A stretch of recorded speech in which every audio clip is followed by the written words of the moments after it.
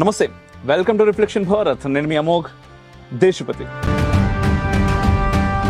మీరు ఎప్పుడు ప్రచారకగా మీ ప్రయాణం ఎలా సంగతో? ప్రచారక అనగానే ఆ పదం ఏదో వీడు పాంప్లెట్లు పంచుకుంటాడు లేదా పోస్టర్లు అంటిస్తాడు. నమస్తే సదా వత్సలే మాతృభూమి అని చెప్పి ఆ ట్యూన్ ఉంది చూడ సార్, అది ఎందుకో నాకు మెస్మరిజం అయిపోయాను వెళ్ళి. నార్మల్గా ఎవరైనా అంటే యూత్ కమ్యూనిజానికి ఎక్కువగా ఏది నవ సమాజ శ్రామిక కమ్యూనిజమా కాదు, కానీ ఆ రాడికల్నెస్ మనం పోరాటం చేసి హిందుత్వాన్ని కలిపి ఉంచలేము. హిందుత్వం అని చెప్పుకోవటానికి హిందూ చిహ్నాలు పెట్టుకోవటానికి కూడా భయపడిన రోజులు. కొడుకు ఏదో అవ్వాలి అనేటువంటి ఆలోచన ఖచ్చితంగా ప్రతి తల్లిదండ్రులకే ఉంటుంది. నేను అన్న లాస్ట్ ఒక 2 years అమ్మా RSSలో ఉండేవి లేదా గుండాలని సంస్కృతులు పోయాయి, భాషలు పోయాయి, అన్నీ కొట్టుకుపోయాయి. హిందుత్వం మట్టుకు మీకు 100 సంవత్సరాలు 1000 సంవత్సరాలు అవుతోంది ఇప్పటికీ. దేశం నాకేమిచ్చిందని నేను ఈ సమాజం కోసం పనిచేయాలి. 1 గంట సేపు ఫుట్బాల్ ఆడురా, చెమటోడుచు, అప్పుడు కూర్చొని నీకు భగవద్గీత ఏంటి చెప్తే అర్థమవుతుంది. నువ్వు హ్యాపీగా AC రూమ్లో కూర్చొని వస్తే నీకు అర్థమయ్యేది కాదని. స్టిల్ ఇప్పటికీ IITలో IIITలో పెద్ద పెద్ద విద్యా సంస్థల్లో కూడా పిల్లలు ఆత్మహత్యలు చేసుకుంటా ఉన్నారు. వాడు బూట్ కొని ఇచ్చామా, అది కొని ఇచ్చామా, బైక్ కొని ఇచ్చామా, వాచ్ కొని ఇచ్చామా, సెల్ ఫోన్ ఇచ్చామా, ఇదే ప్రేమ అనుకుంటున్నాడు పేరెంట్ కూడా. ఎందుకంటే మనకి పనికి రాని చదువు ఏదైనా చదువుతున్నాం అంటే భారతదేశంలోనే ఉంది. మోతీలాల్ నెహ్రూ గారు, నన్ను గాడిదాని పిల్లవంటి పర్వాలే కానీ హిందూ అని మట్టుకు అనకండి. హిందువులు అన్నది వెరీ స్వార్థపరులు. ఎవరైతే స్వార్థపరులు ఉన్నారో వాళ్ళందరూ మతం మారారు. ఖచ్చితంగా మీరు ఎంతో కొన్ని వేల మందిని, అంతకుమించి లక్షల మందిని కూడా కలిసే ఉంటారు. మన దేవాలయాలకు వెళ్ళండి, మొక్కులు ఉంటే అక్కడ తెలుసుకోండి, మేకను కోసేది ఉంటే అమ్మవారి దేవాలయాలకు వెళ్ళండి, కానీ అక్కడ మట్టుకు పోకూడదు. ఈరోజు సమాజంలో గాంధీజీ పట్ల విపరీతమైన వ్యతిరేకత వస్తుంది. గాంధీ గారు ఎప్పుడు 100% రైట్ అని నేను కూడా అన్నాను.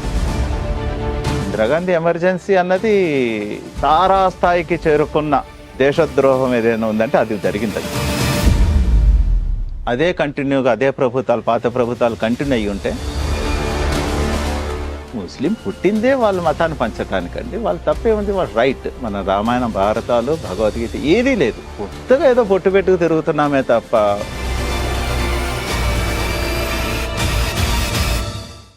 నేను డబ్బు కోసం వేరే పని చేస్తూ దాంట్లో నుండి వచ్చిన డబ్బు మీ నుండి వస్తున్న సహాయంతో ఈ 2 సంవత్సరాల్లో ఇంత పని చేస్తే, ఏ పని చేయకుండా ఇది మాత్రమే నా పని అనుకుంటే అవుట్పుట్ ఎలా ఉంటుందో ఒక్కసారి ఆలోచించండి.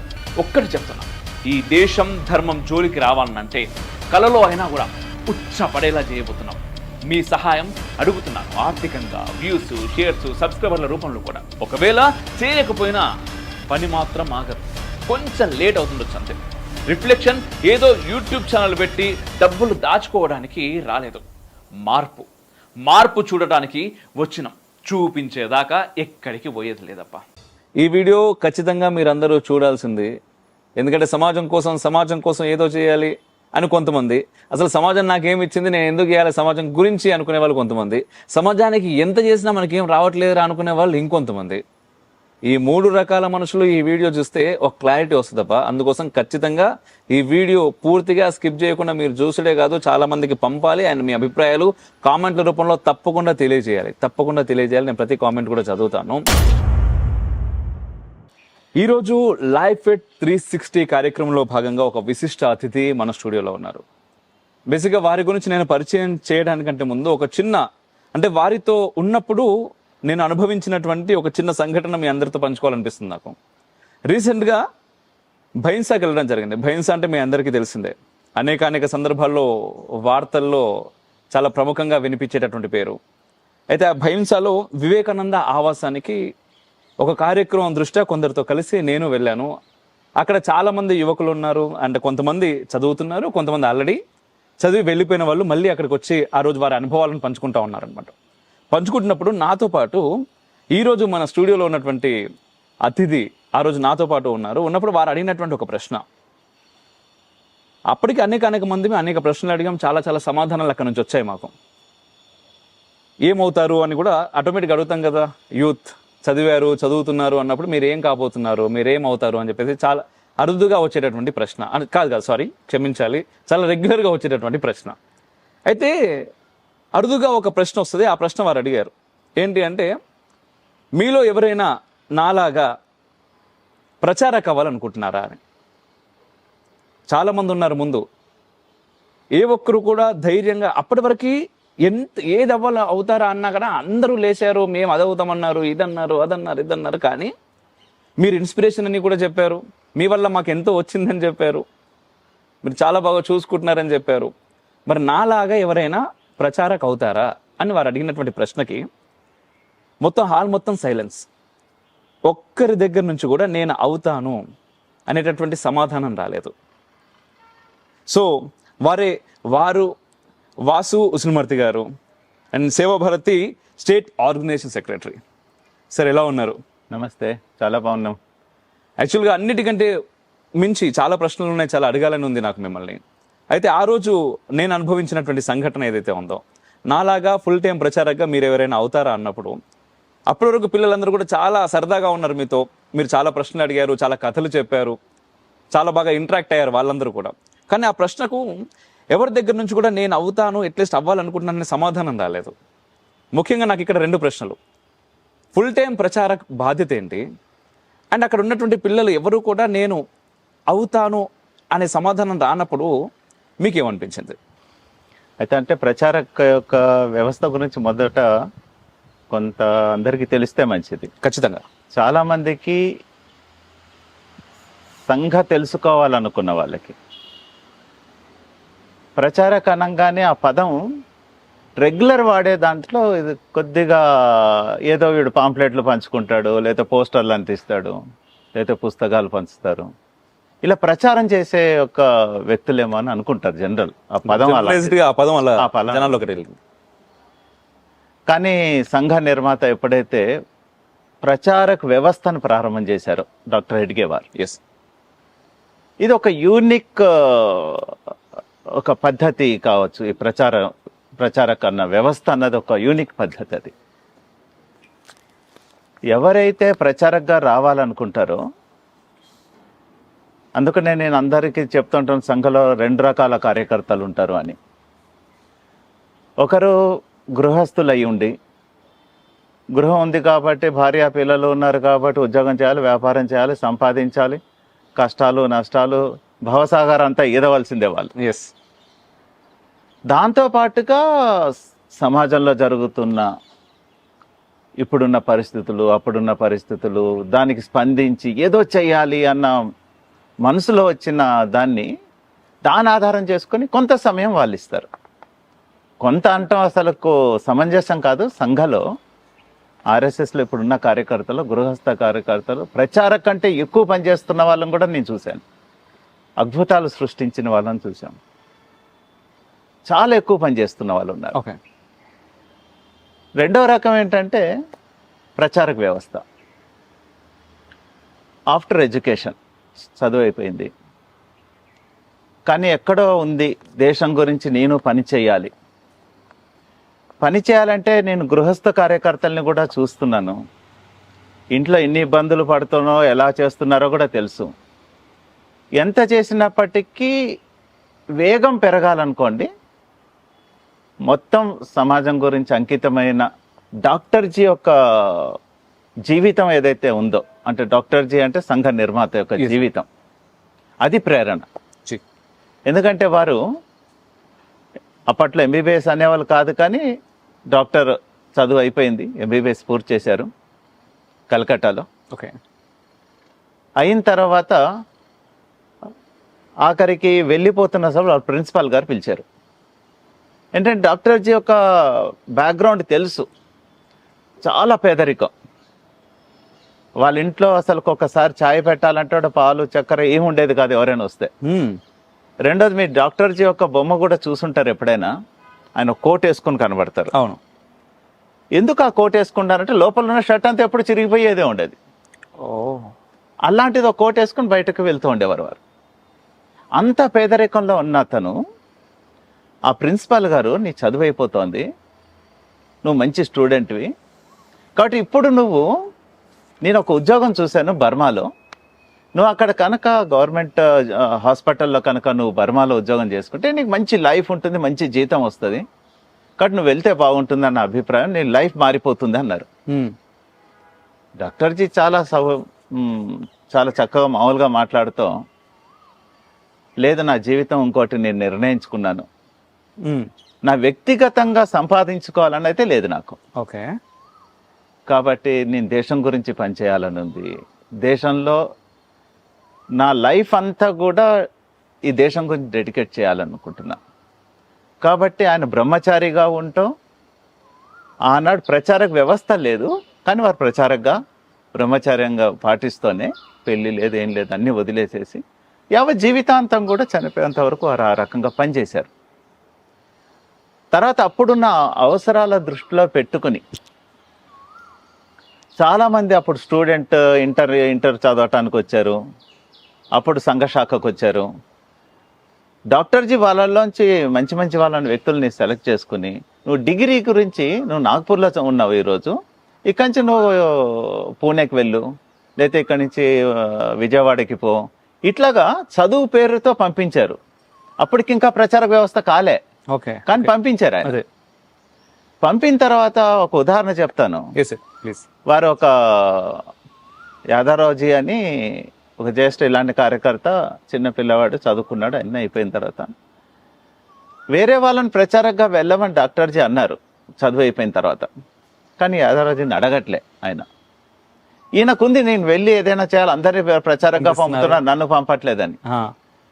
అప్పుడు ఒక విధంగా యాదారావుజీ అది డాక్టర్జీ ఎదుర్కొండే చెప్తే వారు పక్క వారితో చెప్తున్నారు, డాక్టర్ ఈయనతో కూడా చెప్పకుండా పక్కన వాళ్ళతో, కొంతమందిని అడగక్కర్లేదు, కొంతమందిని అడిగితే వెళ్ళే వాళ్ళు ఉంటారు, కొంతమంది సమాజ పరిస్థితి చూసుకుని వచ్చేసే వాళ్ళు ఉంటారు, అందరినీ అడగవలసిన అవసరం లేదు అన్నారు. ఇంకా నేను సూట్ కేసు పట్టుకుని కార్యాలయంకి వచ్చేసాడు ఆయన. ఇట్లాంటి ఉదాహరణలు, ఎందుకంటే సమాజాన్ని చూస్తున్నప్పుడు సమాజ అవసరాల దృష్టిలో మనకంటూ ఒక కర్తవ్యం ఉంది. భూమి మీద పుట్టాం, మనం ఈ దేశంలో పుట్టామంటే ఏదో ఒక కారణం చేత పుడతాడు. ప్రతి మనిషికి ఏదో కారణం ఉంటుంది పుట్టడానికి. ఆ పుట్టింది ఎందుకోసం అని తెలుసుకున్న రోజున అతని లైఫ్లో ఒక మిషన్ స్టార్ట్ అవుతుంది. అది తెలుసుకోకపోతే సాధారణంగా నడుస్తుంది. అద్భుతం. కాబట్టి ఆ రియలైజేషన్ కావచ్చు, లేకపోతే ఆ జ్ఞానం కావచ్చు, వాట్ ఎవర్ మేబీ, అది వచ్చింది కాబట్టి మేము ప్రచారంగా వచ్చాం, అంతకంటే గొప్పగా ఏం లేదు. చాలా బాగుంది. ఏ సార్, మీరు ఎప్పుడు ప్రచారకగా, అంటే మీ ప్రయాణం ఎలా సంఘతో? నాకు 3 ఏళ్ళు అనుకుంటా సుమారుగా, ఇంకా చిన్నగా ఉన్నానేమో. మా నాన్నగారు వారు శాఖకి వెళ్ళేవారు. ఏంటంటే మా రెంటెడ్ ఇంట్లో ఉండేవాళ్ళం. మా ఇంటి ఓనరు శాఖకు వెళ్తున్నప్పుడు మా నాన్నగారిని కూడా తీసుకుపోయాడు ఆయన. పెద్ద సంఘంలో మునిగి తేలిన వాళ్ళు ఏం కాదు మా నాన్నగారు, బట్ శాఖకి వెళ్ళేవారు. వెళ్తున్నప్పుడు మరి నన్ను సంఖలో ఎత్తుకుని అక్కడ తీసుకెళ్ళిపోయేవారు. ఏ ఇయర్లో సార్ ఇది? ఏ ఇయర్లో? 73, 72 ఆ టైంలో. ఓకే. అక్కడ అంతా పెద్ద గ్రౌండ్, ఇసుక ఉండేది. నేను ఇసుకలో ఆడుతూ ఉండేవారు. శాఖలో ఉండేవాడిని, ఇంకా చిన్నపిల్లాన్ని, 2 ఏళ్ళు అట్లా చిన్నపిల్లాన్ని. ఆ ఇసుకలో అక్కడెక్కడ ఆడుతూ ఉండేవాడిని. చివరికి నాకు నచ్చింది ఏంటంటే, శాఖలో వాళ్ళు కర్రసాం చేసేవాళ్ళు, ఏదో ఆటలు ఆడేవాళ్ళు, అరిచేవాళ్ళు, ఏదో నడిచే, అదంతా నాకు పెద్ద ఎక్కింది ఏం లేదు దాంట్లో. ప్రార్థన చెప్పేవాళ్ళు. దిగంబర అవశేఖర్ అని, ఆయన మా ఇంటి ఓనర్. ఆయన ప్రార్థన చెప్పేవాడు, ఇలా నిలబడి ప్రార్థన చెప్పేవాడు. నమస్తే సదా వత్సలే మాతృభూమి అని. ఆ ట్యూన్ ఉంది చూడసారు, అది ఎందుకో నాకు మెస్మరిజం అయిపోయేవాడిని. వెళ్ళి అక్కడ ఆ టైంకి వెళ్ళి లైన్లో నిలబడేవాడిని. చాలా బాగా అనిపించేది అది. అట్లాగా కంటిన్యూ అవటం, అదే ఇష్టంగా పెరగటం. తర్వాత కట్ అయిపోతే మళ్ళీ నేను 8th క్లాస్లో రెగ్యులర్గా శాఖకు వెళ్ళటం స్టార్ట్ చేశాను. 8th. ఓకే. ఇక అక్కడి నుంచి ఇప్పటి వరకు ఇక శాఖ మానింది లేదు. అయితే శాఖలో అనేక బాధ్యతలు నిర్వహించినప్పటికీ నేను పుట్టిందంతా కూడా ఓల్డ్ సిటీ, హైదరాబాద్లో ఉన్న చార్మినార్కి దగ్గరలో ఉన్న శాలిబండాలో. ఒక సామాజిక పరిస్థితులు కావచ్చు అక్కడ ఉన్నది, అక్కడ అవసరం కావచ్చు, హిందుత్వానికి గట్టిగా నిలబడి పోరాటం చేయవలసిన అవసరం కావచ్చు. రెండవది, దేశంలో కూడా ఆ టైంలో ఒకవైపు కాశ్మీర్. నా చిన్నప్పటి నుంచి కూడా ఇటు సంఘ శాఖల్లో అప్పుడప్పుడు పెద్దలు వచ్చినప్పుడు, సంఘ ప్రచారకులు వచ్చినప్పుడు, లేకపోతే అధికారులు వచ్చినప్పుడు కథల రూపంలో కావచ్చు, డిబేట్ రూపంలో కావచ్చు, చర్చ రూపంలో వాళ్ళు ప్రస్తావన చేసిన విషయాలు. కాశ్మీర్ అప్పట్లోనే మీ అందరికీ తెలుసు, అప్పుడు అక్కడ హిందువులందరినీ 84 ఆ టైంలో నుంచి హిందువుల్ని వెళ్ళగొట్టటము ఇదంతా కూడా జరుగుతున్న సమయం అది. రెండోది అస్సాం, అప్పుడు చాలా భయంకరమైన పరిస్థితి అస్సాంది ఉండేది. అవును.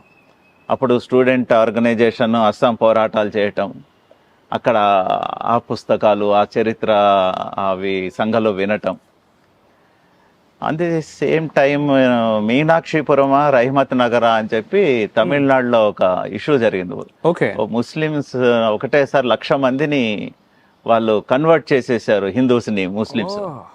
అప్పుడు ఇది మీనాక్షిపురమా రహిమత్ నగరా అని చెప్పి ఒక పుస్తకం వచ్చింది అప్పుడు, చిన్నది, ఒక చిన్న బుక్లెట్. ఓకే. ఆ బుక్లెట్ ఏంటి దేశం అసలుకు మనం ఇంత వీక్ ఉన్నామేంటి, ఎందుకు ఇట్లా అవుతోంది, అందరూ జీవితంలో ఇలా కొట్టుకుపోతూ ఉండటమేనా, మనం ఏదైనా సంథింగ్, ఇంతమంది ప్రచారకులు పనిచేస్తున్నారు లేదా ఇంత పనిచేస్తున్నారు, మనం ఎందుకు చేయకూడదని ఆ బీజం అన్నది నేను ఇంటర్ చదువుతున్నప్పుడే ఆ బీజం, ఎప్పుడైనా సరే నేను కూడా ప్రచారక కావాలి. మీ నాన్నగారికి ముఖ్యంగా థ్యాంక్స్ చెప్పాలి మేమంతా. థ్యాంక్స్ నాన్నగారికి ఎలానో చెప్పాలి, కానీ మా మదర్కి ఎక్కువ చెప్పాలి. అంటే మేము చెప్తున్నాం. ఓకే, చెప్పండి, మీరు చెప్పండి అమ్మగారితో. సో అప్పటి నుంచి అట్లా నడిచింది. తర్వాత డిగ్రీ అయిపోయింది, తర్వాత పీజీ అయిపోయిన తర్వాత ప్రచారకగా బయలుదేరి. ఓకే సార్, ఇక్కడ ఒక ప్రశ్న. నార్మల్గా ఎవరైనా అంటే యూత్ ఎవరు కూడా చాలా మట్టుకి కమ్యూనిజానికి ఎక్కువగా అట్రాక్ట్ అవుతారు అని చెప్పేసి మనం వింటా ఉంటాం. నిజం, వాస్తవం కూడా అది. అంటే ఆ కమ్యూనిజంలో ఏముంది అనేది దానిలోకి వెళ్ళిన తర్వాత తప్ప కొంత అర్థమవ్వడం తప్ప, బయట నుంచి చూస్తే ఏది నవ సమాజ, శ్రామిక, కొన్ని పదాలు చాలా బాగా అనిపిస్తూ ఉంటాయి, ఎఫెక్టివ్ గా ఉంటాయి. అరే మొత్తం ఏదో కొత్త ప్రపంచం అది ఇది అనుకుంటా. సో చదువుకునే వాళ్ళందరూ కూడా ఎక్కువ మట్టికి అటువైపు, అంటే ఎట్ ది సేమ్ టైం మీరు చదువుకున్నటువంటి రోజుల్లో కమ్యూనిజం కానీ నక్సలిజం కానీ చాలా మంచి స్థితిలో ఉన్నటువంటి రోజులే అవి. అటువంటి సందర్భంలో మీరు ఈ రెండూ కాకుండా సంఘ్, హిందూయిజం అనే ఇటువైపు రావడానికి గల కారణం? నేను బై బర్త్ అనుకోవచ్చు సుమారుగా 2 ఏళ్ళు అంటే. అదే కదా. అప్పటి నుంచి ఇదే మనుషులతో అదే రకమైన సత్సంగంలో కలిశాను కాబట్టి ఎక్కువగా దాని యొక్క ప్రభావం మా మీద పడలేదు. రెండోది ఒకటి నానుడు కూడా ఉంది, మీరు అన్నది కూడా సత్యమే. ఎవరైతే అప్పుడు కమ్యూనిజం రాడికల్ నేచర్ లేకపోతే ఏదో జబ్బు ఉన్నట్టు లెక్క. అవును, చాలా మంది. ఆ తర్వాత 40 years వచ్చిన తర్వాత కమ్యూనిజం రాడికల్ నేచర్ ఉంటే వాడు మళ్ళీ రోగం ఉన్నట్టే లెక్క. అవును. కానీ సంఘంలో కూడా నేను ఇందాకనే చెప్పాను, అక్కడ భౌగోళిక పరిస్థితులు, సమాజం, సొసైటీలో ఉన్న పరిస్థితులు, వద్దన్నా కాదన్నా కానీ ఆ గొడవలు, ముస్లిమ్స్ గొడవలు, కత్తిపోట్లు, హైదరాబాద్లో కర్ఫ్యూలు, గొడవలు, ఇవన్నీ చూసిన తర్వాత నేచర్ గురించి కమ్యూనిజమా కాదు కానీ ఆ రాడికల్నెస్, మనం పోరాటం చేసి హిందుత్వాన్ని కలిపి ఉంచలేము, మనం ఎందుకు నిలబడకూడదు. కమ్యూనిజం కూడా అదే ఉంది. కమ్యూనిజంలో వాడేమో రూట్ వేరే రకంగా ఆలోచన, నక్సలిజం అటు ఇటు తీసుకెళ్తే, కానీ ఆ రాడికలిజం ఉంది కదా, అదే మమ్మల్ని కూడా ఆ ఏజ్లో మోటివేషన్, ఎందుకు మనల్ని పోరాటం చేయలేము, ఆ రకంగా ఒక భావన, అదే రకంగా అట్రాక్ట్ అవటం. సో దాని గురించి వ్యతిరేకంగా నేను స్టూడెంట్గా ఉన్నప్పుడు ఏబీవీపీలో కూడా నేను యాక్టివ్గా ఉండేవాడిని. ఓకే. అఖిల భారతీయ విద్యార్థి పరిషత్లో అనేక మంది, వరంగల్, జగిత్యాల, అవన్నీ మాకు, ఎందుకంటే సంఘంలో ఉన్నాం కాబట్టి వింటూనే ఉన్నాం. ఎంతమందిని పీడిఎస్ వాళ్ళు కావచ్చు, ఆర్ఎస్సీ వాళ్ళు కావచ్చు, ఎంతమందిని చంపారు, ఎంతమంది నక్సలైట్లు ఎలా చంపారు, వీళ్ళు ఏం తప్పు చేశారని, దేశం గురించి భారత మాత యొక్క అది త్రివర్ణ పతాకం ఎగిరేస్తే, జాతీయ జెండా ఎగిరేస్తా అంటే కూడా చంపేశారు. అంటే జాతీయ జెండా గురించి వాళ్ళంత వ్యతిరేకత ఉన్నప్పుడు కేవలం ఒక జెండా ఎగరేస్తే కూడా చంపేసిన మంచి స్టూడెంట్స్ని. ఇవన్నీ విన్న తర్వాత లేదు మనం కూడా ఒక విధంగా రైట్ వేలో పోరాటాలు, కత్తిపోట్లు, చంపటాలు ఇది కాదు, మనిషిలో మార్పు రావాలి. సో వ్యక్తి మారితే కానీ సొసైటీ మారదు. ఎందుకంటే మనం కూడా హిస్టరీ కూడా చూసుకున్నట్టయితే ఈ విప్లవకారులు నిజంగా దేశభక్తులు, భగత్ సింగ్ దేశభక్తుడు కాదనిలేము, వీళ్ళు వీర్ సావర్కర్ అనలేదు, ఎవరిని కూడా మనం వారి దేశభక్తిని మట్టుకు కొలమానం లేదు, దానికి హైయెస్ట్ పీక్లో ఉన్నారు వాళ్ళందరూ. కానీ దానివల్లనే సొసైటీ మారుతుంది, ఇండిపెండెన్స్ వస్తుండొచ్చు, అది వేరే విషయం. కానీ ఆ నేచర్ ఉంది, ఆ పోరాటం పద్ధతి ఉంది కదా, అది సరైనది కాదు. కాబట్టి వ్యక్తిని మార్చనంత వరకు దేశం భగవతి పడదు. తాత్కాలికంగా అది పారాసెటమాల్ ఇస్తే జ్వరం తగ్గినట్టుగా అప్పటికప్పుడు అది పనిచేస్తుండొచ్చు, లాంగ్ పీరియడ్లో అది పనిచేయదు. అదే గుర్తించి డాక్టర్ హెడ్గేవార్ సంఘాన్ని స్థాపించారు. అది బాగా గట్టిగా మనసులో పడింది. సో మనం కూడా అందుకనే ఇటు లెఫ్ట్ రైటా అన్న దాంట్లో మన రైట్ వేని ఎంచుకొని దాంట్లోనే కంటిన్యూ అవటం ఏబీపీలో కావచ్చు, సంఘంలో కావచ్చు జరిగింది. Okay sir. అండ్ ఇంతకుముందు మేము మీ నాన్నగారికి థ్యాంక్స్ చెప్తున్నప్పుడు మీరు అన్నారు నాన్నగారి కంటే కూడా అమ్మకి థ్యాంక్స్ చెప్పాలి అని చెప్పేసి. అండ్ మరొక విషయం ఇక్కడ, ఖచ్చితంగా కుటుంబం ఎంతో గట్టిగా సపోర్ట్ చేస్తే తప్ప ఇంత ధైర్యం చేయలేరు. రెండవది, నార్మల్గా ఇప్పుడు మీరు అన్నారు జాతీయ జెండాని ఎగరవేస్తేనే చంపారు చాలా మందిని అని చెప్పేసి. అండ్ భారతదేశం గురించి పాజిటివ్గా మాట్లాడినా, దేశము ధర్మం అని ఎవరు మాట్లాడినా కూడా ఎలా పడితే అలా చంపేశారు. అటువంటి సందర్భంలో ఏమవుతుంది అంటే ఖచ్చితంగా ఎక్కడ చూసినా ఒక భయం ఎదురవుతుంది. ముఖ్యంగా కుటుంబ వ్యవస్థలో ఉండేటటువంటి వాళ్ళకి, అంటే నా కొడుకు ఏదో అవ్వాలి అనేటువంటి ఆలోచన ఖచ్చితంగా ప్రతి తల్లిదండ్రులకి ఉంటుంది. చాలా ఎదగాలి అనే ఆలోచన కూడా ఉంటుంది. అటువంటి దాని నుంచి మీరు ఒక ప్రచారకగా నేను బాధ్యత తీసుకుంటాను అన్నప్పుడు మీ ఇంట్లో వాళ్ళ రియాక్షన్ ఏంటి? అండ్ ఎట్ సేమ్ టైం మీ అమ్మగారికి ఎందుకు ప్రత్యేకంగా మీరు ధన్యవాదాలు చెప్పాలి అనుకున్నారు? ఈ రెండు ప్రశ్నలు. అంటే నేను ప్రచారకగా 90లో నేను నాగ్పూర్లో తృతీయ వర్ష ట్రైనింగ్కి వెళ్ళాను. అయిన తర్వాత ముందే డిసైడ్ అయింది ప్రచారకగా వెళ్ళిపోవాలని. అయిన తర్వాత నేను ఇంట్లో చెప్పలేదు. అక్కంచి లెటర్ రాశాను, ఇక నేను ప్రచారకగా వెళ్తాను. ఓకే. ఎందుకంటే చెప్పే ధైర్యం కొద్దిగా తక్కువే ఉంటుంది ఎవరికైనా, పరిస్థితి తెలుసు. కానీ ఇంట్లో ఒక పాజిటివ్నెస్ ఉండేది ఇంట్లో. ఎందుకంటే నేను సంఘంలో ఉన్న రోజులు సంఘం నేర్పిన దాన్ని ఇంట్లో బాగా ఇంప్లిమెంట్ చేసామేమో అనుకుంటున్నాను నేను. శాఖకు నేను పోయి ఉండొచ్చు, నాన్నగారు అప్పుడప్పుడు వచ్చి వెళ్ళిపోయారు, ఆగిపోయారు. బట్ ఇంట్లో ఏ కార్యక్రమం, సంఘ యొక్క క్యాంపు లాస్ట్ పెద్ద సెరమనీ సార్వజనిక ఉత్సవం జరుగుతోంది, ఇంట్లో వాళ్ళందరినీ తీసుకెళ్ళిపోయాను. నాన్నగారికి మళ్ళీ నెక్కర్ వేసుకునేవారు, అన్నయ్య వేసుకునేవాడు, తమ్ముడు వేసుకునేవాడు, ఇంటిల్లిపాది వచ్చేసేవాళ్ళు. ఓకే. రెండవది సమితి, రాష్ట్రీయ స్వయంసేవక సంఘం మగవాళ్ళకి ఎట్లా ఉందో అట్లా మహిళలకు కూడా రాష్ట్రీయ సైవిక సమితి ఉంది. అమ్మ ఆ కార్యక్రమాలకి అమ్మను పంపించేవాళ్ళం. సో ఇంట్లో ఉన్న 5గురం కూడా సంఘ కార్యక్రమాలకు వెళ్ళటం, నెక్కర్ వేసుకోవటం, అమ్మ గణవేష్ వేసుకొని సమితి కార్యక్రమాలకు వెళ్ళటం ఇది అలవాటు అయిపోయింది. అయితే ఇది మంచిది అన్నమాటకి ఇంట్లో అభిప్రాయం ఉంది, ఏం తప్పు పని చేయట్లేదు అని అందరికీ అంతవరకు అయితే పాజిటివ్ ఉన్నాం. ప్రచారంగా వెళ్తా అనేసరికి ఏ తల్లికైనా, ఏ ఇంటికైనా, నాన్నకైనా ఇబ్బందే. వాళ్ళకి ఎదిగాడు, రేపు ఏదో మనకి ఇంకా పెళ్లి చేసుకుని ఏదో ఉంటుంది, వాళ్ళ కోరికలు చాలా ఉంటాయి కదా, చాలా ఉంటాయి. సో నేను ప్రచారంగా వెళ్తా అనేసరికి, నేను ఉత్తరం రాసేసరికి ఇంట్లో అంత టెన్షన్ స్టార్ట్ అయింది. ఇది ముందే ఊహించుకొని నేను మా ఫ్రెండ్స్, శాఖా ఫ్రెండ్స్ అందరినీ కూడా, అరే ఇంట్లో పరిస్థితి చూడండి, కొద్దిగా న్యూట్రలైజ్ చేయండి, నేను వస్తున్నాను అని ముందే చెప్పుకుంటే వాళ్ళు ఒక 30 మంది వాళ్ళు రెడీగా ఉన్నారు. సో నేను దిగాం. తర్వాత ఏడుపులు, పెడవపలు, వద్దని కాదని ఇవన్నీ ఒక 8 o'clock ఉదయం స్టార్ట్ అయితే 3 వరకు అది నడిచింది. వాళ్ళు ఏడిస్తే మనం కూడా కొద్దిగా గట్టిగా ఏడవాలి. అట్లా నడిచి అది ఆఖరికి ఫస్ట్ టైం సరే వీడు ఇంతగా అంటున్నాడు కాబట్టి నేను అన్న లాస్ట్ ఒక 2 years అమ్మా, 2 ఏళ్ళే నేను ప్రచారంగా పోయి వస్తా. నాకెందుకంటే నేను అందరికీ మాట కూడా ఇచ్చాను, నా కోరిక ఉంది, నా లైఫ్లో అది ఒక కోరిక, అది ప్రచారంగా ఉండాలని. 2 years పోయి వచ్చేస్తాను. అప్పుడు మీకు తెలుసా మీరు అబద్ధం చెప్తున్నారని? మీకు ఖచ్చితంగా చెప్పలేను, బట్ 2 years అన్నది మటుకు అన్నాను. అది ఏంటన్నది వెళ్తే సరేరా, ఇక ఫస్ట్ మా అమ్మ కొద్దిగా కన్విన్స్ అయ్యి వాడు వెళ్తా అంటున్నాడు అని మా నాన్నగారిని ఒప్పించింది అమ్మ. అందుకని అమ్మకి థ్యాంక్స్ చెప్పాలని. ఓకే. అంతా ప్రచారంగా వెళ్ళాను. ఆ 2 years ఇంకా కాలేదులేండి, అవదు, 35 ఏళ్ళు అయింది, ఇంకా 2 years కావట్లే. బ్రహ్మకు ఒకరోజు ఎట్లాను, ఈ 2 yearsకి ఎంత ఉందో చూద్దాం. అది బాగుంది. ఆ తర్వాత 2 సంవత్సరాల తర్వాత అమ్మగారు మళ్ళీ ఎప్పుడు ఫోర్స్ చేయలేదు మిమ్మల్ని? అమ్మగాని నాన్నగాని చేయలేదు, బట్ ఒక్కసారి అన్నారు అంతే, ఏరా ఏమైందిరా అని. సరేలేవే చూద్దాం ఇంకా అని అన్నాం. పెద్దవాళ్ళ వీడు ఎట్లానో రావడం తెలుసు వాళ్ళకి. సరే మా పిల్లవాడు కూడా అంటే మొదట్లో కొద్దిగా చుట్టాలలో బయట వీడేదో ఇలాగో, అప్పుడు ఏముందంటే హిందూ ముస్లిం కొట్లాటలు, మన ఆర్ఎస్ఎస్లో ఉండేటి వీళ్ళు ఏదో గుండాలని, ఏదో ప్రపంచం మొత్తంలో ఒక అభిప్రాయం ఉంది అట్లాగా.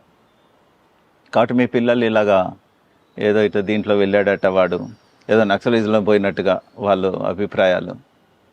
ఇంట్లో అంటూ ఉంటారు, వచ్చిన చుట్టాలంతా అడుగుండొచ్చు, ఖచ్చితంగా అడుగుతారు కదా. అడుగుతారు, దాని బాధ కొద్దిగా అనుభవించారు వాళ్ళు. కానీ వాళ్ళ నమ్మకం ఏంటంటే వీడు మంచి పనికి వెళ్ళాడు. సరే వాళ్ళు చెప్పారు. ఆ తర్వాతనే వాళ్ళు 2 సంవత్సరాల తర్వాత సరేలేరా మంచి పనిలో ఉన్నాడు మా కొడుకు, చెప్పుకుంటూ ఉంటారు మా కొడుకు మంచి దేశ సేవకి వెళ్ళాడు, చాలా గొప్ప పని చేస్తున్నాడు, ఇవన్నీ చెప్తారు కదా తర్వాత. ఇక అవన్నీ మనం వింటూ ఉంటాం కాబట్టి 2 years వాళ్ళు అడగరు, మన ఇది కాదని అర్థమైపోయింది. ఓకే. అండ్ ఇప్పుడు మళ్ళీ నేను మొదటి ప్రశ్నకు వస్తాను సార్. ఇప్పుడు 35 సంవత్సరాలు అయింది దాదాపుగా మీరు ప్రచారకగా, రైట్? 35 సంవత్సరాల తర్వాత మీ నుండి చాలా నేర్చుకొని బయటకు వెళ్తున్నటువంటి పిల్లల్ని మీరు నాలాగా ప్రచారక అవుతారా అని మీరు ప్రశ్నించినప్పుడు, ఎవరు కూడా మేము అవుతామనే సమాధానం అక్కడ నుంచి రానప్పుడు మీకు ఏమనిపించింది ఆ క్షణం? చెప్పాను కదండి, ప్రచారక అవ్వటం అన్నది నాకు తెలుసు, సంఘంలో ఉన్న అందరికీ తెలుసు, అంత ఈజీగా కాదది. ఒకటి, నేను అడిగిన ఎదుర్కొండా ఉన్న స్టూడెంట్స్ని, ఆవాసంలో ఉన్న పిల్లల్ని, ఇంకా చిన్న పిల్లలు వాళ్ళు, ఇప్పుడేదో 10th అయ్యి ఇంటర్ అయ్యి అప్పుడే వచ్చిన వాళ్ళు, ఇంకా సొసైటీ గురించి కానీ దేశం గురించి అంత అవగాహన పూర్తిగా వచ్చిందని కూడా నేను అనుకోను ఇంకా వాళ్ళకి. రెండవది, నేను అడుగుతున్న పిల్లలు ఎలాంటి వాళ్ళు, వాళ్ళ యొక్క బ్యాక్గ్రౌండ్ ఏంటి అన్నది కూడా నాకు తెలుసు. కాబట్టి ఒక ప్రచారక కావాలంటే, నేను ప్రచారక అయ్యానంటే, ఒకటేమో సొసైటీలో జరుగుతున్న హిందుత్వం మీద కావచ్చు, అది కావచ్చు, అది ఒక విధంగా ప్రభావం ఉంటుంది. రెండో, దానికంటే ముఖ్యంగా పై ఉన్న ప్రచారక వ్యవస్థ, లేకపోతే నాతో పని చేయిస్తున్న గృహస్థులైనప్పటికీ పెద్దవాళ్ళు, అది లైఫ్ మనకి ప్రేరణ కలిగించేది. ప్రచారకు పోవటానికి అది ప్రేరణ ఉంటుంది ఎప్పుడు. ఎందుకంటే నా కార్యవాహం ఉండేది, ఒక నగర కార్యవాహం, భిక్షపతి గారని. ఓకే. ఆయన ఆర్టీసీలో ఉద్యోగం, చిన్న ఉద్యోగం. నేను పొద్దున్నే 5 o'clock ఆయన సైకిల్ వేసుకుని ఆయన శాఖల గురించి పర్యటనకు వచ్చేవాడు. కరెక్ట్గా 8:20 ఇంటికి వెళ్ళేవాడు. వెళ్ళేసరికి మా వదిన గారు టిఫిన్ డబ్బా రెడీ చేసి, చల్లార్చి ఫ్యాన్ పెట్టి, ఆయన కలుపుకునే అన్నంలో కూడా అన్నం పెట్టేసి దానికో ఫ్యాన్ పెట్టి ఆవిడ రెడీగా కూర్చునేది. 8:20కి దిగి టకాటకా టిఫిన్ డబ్బా పెట్టుకుని అన్నం తినేసేసి 8:35కి బస్సు వచ్చేది. ఆ బస్సులో వెళ్ళిపోయేవారు డ్యూటీకి. మళ్ళీ రిటర్న్లో మళ్ళీ శాఖ పట్టుకుని ఇంటికి పోయేది లేదు, అదే టిఫిన్ డబ్బా, దాంట్లోనే నెక్కర్ ఉండేది, ఎక్కడో మళ్ళీ వేసుకుని అక్కడి నుంచి తిరగటం స్టార్ట్ అయితే రాత్రి 10:30కి ఇంటికి వెళ్ళేవాడు. ఇక ఆయన ఎప్పుడు ఇంట్లో ఉన్నారు, ఎప్పుడైనా వాళ్ళ ఇంటికి పోయినప్పుడు వాళ్ళ పిల్లల్ని అడిగామనుకోండి, అరే నాన్న ఉన్నాడు అంటే, లేదంటే అతను మీ నాన్నని గుర్తుపడతావని అడిగాం తమాషాకి. ఎందుకంటే రాత్రి పడుకున్న తర్వాత వచ్చేవారు, లేవక ముందు వెళ్ళిపోయేవారు వారు. అట్లా పనిచేసిన మా భిక్షపతి గారు గృహస్థ అయి ఉండొచ్చు, కానీ అంత టైం, అంత గుండెల్లో ఆవేదన ఉండేది ఏదో చేయాలని. ఎంత నేర్పారో వారు మాకు, అది ప్రేరణ మాకు. దేశపాండే గారు అని ప్రచారకు ఉండేవారు, మా జిల్లా ప్రచారకు. ఆ లైఫ్ మాకు డ్రైవ్ చేసింది. అసలు వారు ఎంత ప్రేమగా, ఎంత అటాచ్మెంట్. ఏ ఇంటికి, మా ఇంట్లో కూడా దేశపాండే గారు అంటే నేనెంతనో నాకంటే ఎక్కువ దేశపాండే గారు మా ఇంట్లో ఒక కొడుకుగా చూసుకునేవాళ్ళు. అంత అటాచ్మెంట్ ఇళ్లలో సంపాదించటం, ఆ ఇల్లు మాదే అనుకుని ప్రచారకు వచ్చిన పద్ధతి నాకు బాగా తిరిగి దేశపాండే గారు ఎన్నింటికి వస్తారనుకుంటున్నారు? ఇంటికి వస్తే రాత్రి 11:30, 12ంటికి వచ్చేవారు మా ఇంటికి. మీ ఇంటికి? మా ఇంటికి రాత్రి 12:30కి. అప్పుడు టీవీ చూసే, ఏదో హోంవర్క్ చేసుకుంటే ఏదో కూర్చునేవాళ్ళని. అప్పుడు వస్తే గంట సేపు ముచ్చట చెప్పేవాళ్ళు. రాత్రి 1 గంట అయ్యేది. పడుకోమంటే లేదు అమ్మ నేను మళ్ళీ వెళ్తా అని చెప్పి రాత్రి ఆ 1 గంట కారలింగ్కి వెళ్ళి మళ్ళీ పొద్దున్నే 5 o'clock కల్లా ఇంకో ఊర్లో ఎక్కడో శాఖలో ఉండేవారు. ఆ శ్రమ పడ్డారే. ఒక్కొక్క ఇంట్లో అలా ఎన్ని ఇళ్లల్లో వారు తనకు ఒకటే, అందరి ఇళ్లలో దేశపాండే గారు అంటే వాళ్ళ ఇంట్లో కొడుకే, వాళ్ళ ఇంట్లో సభ్యుడిగానే ఉండేవారు. అంత ప్రేమను పంచారు చూడండి. అవి మమ్మల్ని డ్రైవ్ చేసింది ముఖ్యంగా. అండ్ మనం డ్రైవ్ చేసింది దేశం కోసమా లేదా హిందుత్వం కోసమా? రెండు ఒకటే. దేశం వేరు, హిందుత్వం వేరు కాదు. ఈ దేశమే హిందూ దేశం. ఓకే. ఈ దేశంలో ఏ జీవన పద్ధతి ఏదైతే ఉందో అది హిందుత్వం. హిందుత్వం చాలా మంది రిలీజన్ అనుకుంటారు, అది తప్పది. ఒక జీవన విధానం అది. ఏ మతం వాళ్ళైనా, ఇప్పుడు హిందుత్వంలోనే జైన్ ఉంది, హిందుత్వంలోనే బౌద్ధం ఉంది, హిందుత్వం, ఇవన్నీ మతాలు. ఇవన్నీ ఆరాధన పద్ధతి ఆధారంగా మతాలు వచ్చాయి. కానీ జీవన పద్ధతి మీరు కాశ్మీర్లో చూడండి, జైనంలో చూసినట్లయితే కాశ్మీర్లో చూసినా, కన్యాకుమారిలో చూసినా, ఏ మతం ఆచరించినా, ఈ దేశంలో పుట్టిన మతాలు ఏ మతం చూసినా ఒకటే జీవన విధానం ఉంటుంది. సో అది హిందుత్వం. కాబట్టి దేశం గురించి వచ్చావా, హిందుత్వం గురించి వచ్చావా అంటే రెండు ఒకటే. కాబట్టి ఏది గురించి వచ్చినా రెండు ఒకటే. ఈ 35 సంవత్సరాల తర్వాత కూడా స్టిల్ ఇప్పటికీ మీరు అదే మాట మీద ఉన్నారా? అలాగే కనిపిస్తుందా ప్రపంచం బయట చూస్తున్నప్పుడు? డెఫినెట్గా అప్పుడేముందో ఇప్పుడేముంది, హిందుత్వం ఏం మారదు. చూడండి, మన దగ్గర స్మృతులు మారుతాయి. 12 సంవత్సరాలు ఒకసారి ఋషి మనులు కూర్చుని ఇది కాదు ఇదని మారుస్తారు. మార్చచ్చు కొన్ని. హిందుత్వంలో ఎప్పుడు ఓపెన్ హిందుత్వం, మార్పును ఎప్పుడు స్వీకరించేదే హిందుత్వం. రిజిడ్గా ఉండేది హిందుత్వం కాదు.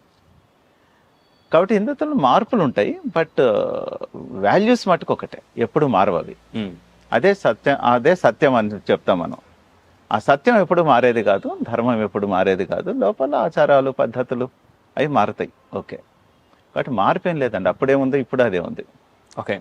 అండ్ 35 ఏళ్ల క్రితం మీరు ప్రచారకగా అడుగుపెట్టినప్పుడు సంఘలో, అంటే పూర్తి బాధ్యత తీసుకున్నప్పుడు ఉండేటటువంటి పరిస్థితులు, ముఖ్యంగా మన తెలంగాణ, ఆంధ్రప్రదేశ్ ఇక్కడ కావచ్చు, లేదా దేశంలో కావచ్చు, అండ్ ఇప్పుడున్నటువంటి పరిస్థితులు ఒకసారి బేరీజు వేస్తే ఏదైనా చేంజ్ ఉందా మీరు అబ్జర్వ్ చేసింది సామాజికంగా అండ్ రాజకీయ పరంగా, అట్ ద సేమ్ టైం హిందుత్వ పరంగా? దేశంలో అప్పటికి ఇప్పటికి చూస్తే అంటే చాలా మార్పు ఉంది. సంఘ ప్రారంభానికి, నేను ఎప్పుడైతే సంఘంలో ప్రవేశించి ఉన్నదానికి ఇప్పుడు దానికి లాట్ ఆఫ్ డిఫరెన్స్. ఎందుకంటే ఆ కాలంలో అంటే సంఘ ప్రారంభంలో హిందుత్వం అని చెప్పుకోవటానికి సిగ్గుపడిన రోజు అది. హిందుత్వం అని చెప్పుకోవటానికి, హిందూ చిహ్నాలు పెట్టుకోవటానికి కూడా భయపడిన రోజులు. బొట్టు పెట్టుకుని చెరిపేసుకుని పోయే రకాలు. మందర్ నైజాం స్టేట్లో కూడా నేను చాలా గ్రామీణ క్షేత్రంలో ఇళ్ళకి వెళ్తే చాలా పెద్ద పెద్ద ఫొటోస్ ఉండేవి. వీడు ఎందుకు పెట్టుకున్నారబ్బా వీళ్ళ ఫోటో అని అడిగామనుకోండి, ఇది మన తాతగారు అంటారు. కానీ ఒక శర్వాణి, గడ్డం, బొట్టు ఉండేది కాదు. కేం తురక వాళ్ళు ఎలా ఉంటారో అలాంటిదే ఫోటో ఉండేది. మా తాతగారు అనేవాళ్ళు. అంటే అంత ప్రభావం ఆ రోజుల్లో హిందుత్వంగా ఫోటో కావచ్చు, హిందుత్వంలో ఉండటానికి కష్టం ఉండేది. వాడే వేషం వేసుకున్నాడు, అదే వేషం వేసుకుంటాడు. మనకు కూడా అలవాటు అయిపోయింది అనుకోండి. బ్రిటిషర్స్ వస్తే ప్యాంటు గొట్టం వేసుకుని తిరిగాం మనం. అప్పుడు తురక వాళ్ళు వచ్చినప్పుడు వార్ డ్రెస్ వేసుకుని తిరిగాం. మనదంటూ మన అస్తిత్వాన్ని మర్చిపోయిన స్థితిలోంచి ఈరోజు అట్లా లేరు. ఈరోజు చాలా మార్పు వచ్చింది. ఈరోజు గర్వశాఖ హిందూ అంటే వేలాది మంది పిల్లలు అందరూ చూస్తున్నాం. ఎంత ఇప్పుడు హనుమాన్ ర్యాలీ చూసినా, శివాజీ ర్యాలీ చూసినా లక్షల్లో, కానీ మామూలుగా ఎక్కడా కనబడట్లేదు. ఒకప్పుడు అది నా చిన్నప్పుడు అట్లా కనబడిన సీన్ లేవు. కాబట్టి ఈ రోజుకి ఆ రోజుకి చాలా మార్పు, హిందుత్వంలో చాలా మార్పు వచ్చింది. ఈరోజు భయం లేదు హిందుత్వం అంటే. చాలా అగ్రెసివ్గా హిందూ అని చెప్పుకుంటున్న స్థితిలో ఈరోజు ఉన్నాం. అంటే నేను అనేది కేవలం భారతదేశం, నా తెలంగాణ అని అంటలేదు. ఈరోజు ప్రపంచంలో 156 దేశాల్లో సంఘం వివిధ పేర్లతో హిందుత్వం పేరు మీద పని నడుస్తోంది. ఓకే. సో అంతవరకు ఒకప్పుడు మన గల్లీలో, ఇంట్లో కూడా హిందుత్వం గురించి మాట్లాడుకోలేని స్థితిలోంచి ఈ రోజున ప్రపంచం మొత్తంలో మాట్లాడే స్థితికి వచ్చాం. అంత మార్పు వచ్చింది. ఓకే. ఇప్పుడు మనం మాట్లాడినది ఒకప్పుడు అంటే కేవలం 35 సంవత్సరాల క్రితం మాత్రమే, రైట్? ఏదో కొన్ని శతాబ్దాలు కాదు. ఎక్కువ రోజు కాదు, ఇప్పుడు 100 సంవత్సరాలు. అది ప్రారంభమే 100 సంవత్సరాలు. దాని ప్రశ్నలు నాకు వేరే ఉన్నాయి. అయితే మీ పర్సనల్ గా వచ్చేసరికి 35 సంవత్సరాల క్రితం అండ్ ఇప్పుడు 35 సంవత్సరాల క్రితం కేవలం మనం బొట్టు పెట్టుకోవడానికి ఇబ్బంది పడ్డటువంటి రోజులు లేదు. కొంతమేర మార్పు వచ్చింది, కొంతమేర ఆ మార్పు ఉండింది. ఆ మార్పు నుంచి ఇక్కడికి రావడానికి అండ్ ఆ రోజు చూసుకున్నట్టయితే ఖచ్చితంగా హిందూ జనాభా పర్సెంటేజ్ చాలా ఎక్కువ ఈ దేశంలో ఈ రోజుతో కంపేర్ చేస్తే. అవును, ఈరోజు 2011 మన జనాభా లెక్కలే, ఇంకా ఆ తర్వాత సెన్సెస్ అవ్వలేదు. బట్ ఆ లెక్కల ప్రకారం దాదాపుగా 9 రాష్ట్రాల్లో అఫీషియల్గా హిందువులు మైనార్టీలో ఉన్నారు. అండ్ చాలా తొందరగా దాదాపుగా 21% మిగిలిన వాళ్ళతో పోలిస్తే ప్రపంచం మొత్తం మీద ముస్లింల జనాభా పెరుగుతూ ఉంది. అవును, హిందువుల జనాభా మాత్రం 2% అలా ఉంది. అలా అది ఒక పద్ధతి ప్రకారం అలాగే నడుస్తూ ఉంది. ఆ రోజు అంతమంది హిందువులు ఉన్నా ఈ రోజు తగ్గుతున్నప్పటికీ ఈ మార్పు రావడానికి గల కారణం ఏంటంటారు? అండ్ ఆ రోజు ఎందుకు అంత సర్ప్రైజ్గా ఉంది? ఈ ప్రశ్న చాలా పెద్దది. మీరు ఈ ఇంటర్వ్యూలోనే అంతా కంప్లీట్ చేయాలనుకుంటే చాలా కష్టం. లేదు నేను అంటున్నది నెక్స్ట్ ఇంటర్వ్యూకి చాలా ప్రశ్నలు ఉన్నాయి ఇంకా. ఇది ఒక సపరేట్ సబ్జెక్ట్ లో తీసుకోవాల్సింది. అయినా కానీ టూకీగా చెప్పాలంటే ప్లీజ్ సార్. హిందుత్వంలో మనం ఎప్పుడు కూడా రిజిడ్ కాదని ఇందాకనే ఒక మాట చెప్పాను నేను. అవును, చాలా ఫ్లెక్సిబిలిటీ ఉంది మన దగ్గర. ఒక విధంగా అదే బలము అదే బలహీనత కూడా మనకి. వాస్తవం. వేరే మతాలు అని చెప్పుకుంటాను, బయట నుంచి ఏవైతే మతాలు వచ్చినాయో, మతాలు అనేసరికి మళ్ళీ హిందుత్వంలోని జైన బౌద్ధం కలపకండి. బయట నుంచి ఏవైతే మతాలు, విదేశాల నుంచి వచ్చిన మతాలు ఉన్నాయో అది అంత ఫ్లెక్సిబుల్ ఉన్న మతాలు కావు అవి. కాబట్టి ఆ రిజిడ్నెస్సే వాళ్ళకి బలం, అది వాళ్ళది. ఒక విధంగా జనాభా పెరగటానికి, వాళ్ళ జనాభాలు పెరిగి హిందుత్వం జనాభా తగ్గుతోంది అంటానికి కారణం 100 కారణాలు ఉన్నాయి. కర్ణుడి చావుకి ఎలా ఉందో 100 కారణాలు దీనికి ఉన్నాయి. దీంట్లో ఏదో హిందువుల్లో మనమే వీక్నెస్ కారణంగా వాళ్ళు పెరుగుతున్నారంటే తప్పది. సామాజికంగా చూసినా, లేకపోతే దేశంలో రాజకీయ పరిస్థితులు చూసినప్పటి ప్రభుత్వాలు చూసినా, వాళ్ళకి చేసిన ఎంకరేజ్మెంట్ కావచ్చు, వాళ్ళ యొక్క ఇప్పుడు అస్సాంని ఇందాక అన్నాను, ప్రస్తావించా, ఎంతమంది బంగ్లాదేశ్ నుంచి వచ్చారు, కోట్ల మంది వచ్చారు, కానీ ప్రభుత్వాలు ఏం చేయలేదు ఆ రోజుల్లో. పాకిస్తాన్ నుంచి వచ్చారు, బంగ్లాదేశ్ నుంచి వచ్చేసారు, బర్మా నుంచి మొన్నటి వరకు కూడా బర్మా నుంచి వచ్చేస్తున్నారు. ఇట్లా ఎంతో మంది, కోట్ల మంది వస్తున్నా కానీ ప్రభుత్వాలు పట్టించుకోని కారణం. రెండవది, నేను ఇందాక చెప్పాను, హిందుత్వం ఎప్పుడు కూడా హింసను కోరుకోదు. కానీ మీరు కాశ్మీర్ కావచ్చు, కింద కేరళ కావచ్చు, ఎంత హింసను సృష్టించారు వాళ్ళు, ఎలాంటి పరిస్థితుల్లోంచి అక్కడ హిందువులు పారిపోవలసి వచ్చింది. ఇట్లాంటిది పరిస్థితి వాళ్ళు చాలా అగ్రెసివ్గా దానికి బయట నుంచి, ఇక అందుకున్న సబ్జెక్ట్ పెద్ద, బయట అనేక దేశాల సపోర్ట్ వాళ్ళకి, దాని కారణంగా వాళ్ళకి మతాన్ని పెంచుకోవటానికి చేస్తున్న ప్రయత్నము. మనం సంఘం ప్రారంభించి ఇప్పుడు 100 ఏళ్ళ నుంచి, ఆ తర్వాత సంఘంలో కూడా మీరు సంఘటన అంటే మన ఆర్గనైజ్ సెటప్ గురించే సుమారుగా మాకు 70 సంవత్సరాలు గడిచిపోయింది. దాంట్లో సొసైటీలో మార్పు తీసుకురావటం, పనిచేయటం అన్న తర్వాత ప్రారంభమైంది తప్పిస్తే, డాక్టర్ జీ యొక్క సెంటనరీ సెలబ్రేషన్స్ 89లో జరిగాయి, 1989. అప్పటి వరకు కేవలం సంఘటన అంటే ఆర్గనైజ్ సెటప్ గురించే మా పని ఉండేది. ఆ తర్వాత కొంత సమాజంలో శాఖ ఆధారంగా, అంటే శాఖ ఒక చిన్న యూనిట్ ఆధారంగా సమాజంలో పరివర్తన గురించి ప్రయత్నం చేయటం మొదలుపెట్టాం. సో సంఘం పుట్టిన కొన్నాళ్ళకే వివిధ రంగాలలో, అంటే విశ్వ హిందూ పరిషత్, ఇటు కార్మిక రంగంలో బీకేఎస్, లేకపోతే బిఎంఎస్ కార్మిక రంగంలో, బీకేఎస్ రైతుల రంగంలో, ఇలా డిఫరెంట్ రంగాలు ఒక 40 ఆర్గనైజేషన్స్ పనిచేస్తున్నప్పటికీ శాఖ ఆధారంగా సమాజంలో మార్పు గురించి పనిచేయటం కొద్దిగా ఎక్కువగా చేయటం అన్నది 89 నుంచి ప్రారంభమైంది. ఓకే. సో నేను అంటున్నది ఏంటంటే, దీని కారణంగా ఆర్గనైజేషన్గా సెట్ అయిపోయాక సమాజంలో మార్పు వచ్చి హిందువులలో ఒక్క తాటి మీద నిలబడి మనం హిందుత్వాన్ని కాపాడుకోవాలి అన్న ఆ స్థితికి రావటానికి ఒక 30 సంవత్సరాల పని జరిగింది. సంఘ ప్రారంభం 100 అన్నా కానీ 30 సంవత్సరాలు ఆ దిశలో పని నడుస్తుంది. దానికంటే ముందు ఆర్గనైజ్ సెటప్ ఎక్కువ జరిగింది మాకు. కాబట్టి దాని యొక్క మార్పే ఈ రోజు గర్వంగా హిందుత్వం, ఈ రోజున ప్రజలు రోడ్డు మీదకి వచ్చినా, నిలబడినా, హిందుత్వం గురించి మాట్లాడినా, ఈరోజు కన్వర్షన్స్ ఆగినా, మళ్ళీ తిరిగి తీసుకొచ్చుకోగలిగిన ధైర్యంగా ఈరోజు రీకన్వర్ట్ చేసుకుంటున్నా, ఇదంతటి కారణం అంటే ఈ 30 సంవత్సరాల ప్రయత్నం. సంఘ 100 సంవత్సరాల శ్రమ, 30 సంవత్సరాల విజనరీగా మార్పు గురించి అనేక ప్రయత్నాలు, ఇదంతా ఒక కారణం అవుతుంది. కాబట్టి జనాభా కొద్దిగా అటు ఇటు అవ్వటానికి కారణం ఇవన్నీ కూడా అయ్యాయి. ఇదొక జర్నీ, ఇది తప్పదు. అన్ని దేశాలు, ప్రపంచం అన్ని దేశాలు ఇదే 2 మతాలు ఆ దేశం మీదకి అటాక్ చేస్తే 5, 10, ఎక్కువలో 15, 20 సంవత్సరాల సంస్కృతులు పోయాయి, భాషలు పోయాయి, అన్నీ కొట్టుకుపోయాయి. హిందుత్వం మట్టుకు మీకు 100 సంవత్సరాలు, 1000 సంవత్సరాలు అవుతుంది ఇప్పటికీ మన మీద అటాక్ స్టార్ట్ అవ్వదు. ఎక్కడ గౌరీ నుంచి మొదలు పెడితే ఇప్పటి వరకు. బట్ ఈరోజు నిలబడ్డామంటే హిందుత్వం యొక్క మూలాలు మన బలంగా ఉండటమే కారణం. అది రాబోయే రోజుల్లో ఇంకా స్ట్రాంగ్ అవుతుంది, డెఫినెట్ అవుతుంది. Yes sir. యాక్చువల్గా ఏంటంటే అంటే ఒక్కొక్కరికి ఇప్పుడు ముస్లిం లీగ్ ఉంది. ముస్లిం లీగ్కి బేసిక్గా అంటే స్వతంత్రం రాకముందు వారు ప్రారంభించిన తర్వాత పాకిస్తాన్ని ఒక సొంత దేశంగా అంటే భారత్ నుంచి విడగొట్టి ఒక సొంత దేశంగా తీసుకురావడం అనేది ముస్లిం లీగ్ ముందున్నటువంటి ప్రధాన ఎజెండా. దానికి సంబంధించినటువంటి 1900 ఎప్పటి నుంచో జరిగాయి. ఆ తర్వాత ఫైనల్గా స్వాతంత్రం వచ్చింది, వాళ్ళకి ప్రత్యేకమైనటువంటి ఒక దేశం వచ్చింది. అయితే ఆ తర్వాత దాన్ని డిస్మాండిల్ చేసి మళ్ళీ ముస్లిం లీగ్ అనేది వేరే రకంగా రూపాంతరం చెంది మళ్ళీ వచ్చింది. అది ఆ విషయం పక్కన పెడితే ఇప్పుడు సంఘ్కి సంబంధించి సంఘ్ ఏ ఉద్దేశంతో మొదలైంది, దాదాపుగా 100 ఏళ్ళు నడుస్తుంది. 100 ఏళ్ల తర్వాత ఏం చేసింది ఈ 100 ఏళ్లలో? ఇంకా ఈ 100 ఏళ్ల తర్వాత ఇంకా సంఘ్ ఉండాల్సినటువంటి అవసరం ఉందా? చాలా రంగాలలో చాలా విషయాల్లో మనం విజయం సాధించాం, దాంట్లో నో డౌట్. స్లోనా వేగమా అన్నది పక్కన పెట్టండి. ఏంటంటే అది సొసైటీ యొక్క బలాబలాల మీద, కార్యకర్తల యొక్క సంఖ్యను బట్టి ఇవన్నీ ఉంటాయి ఆ రోజు కాలమాన పరిస్థితుల్లో. బట్ ప్రయత్నం మట్టుకు సిన్సియర్గా చాలా చేశారు.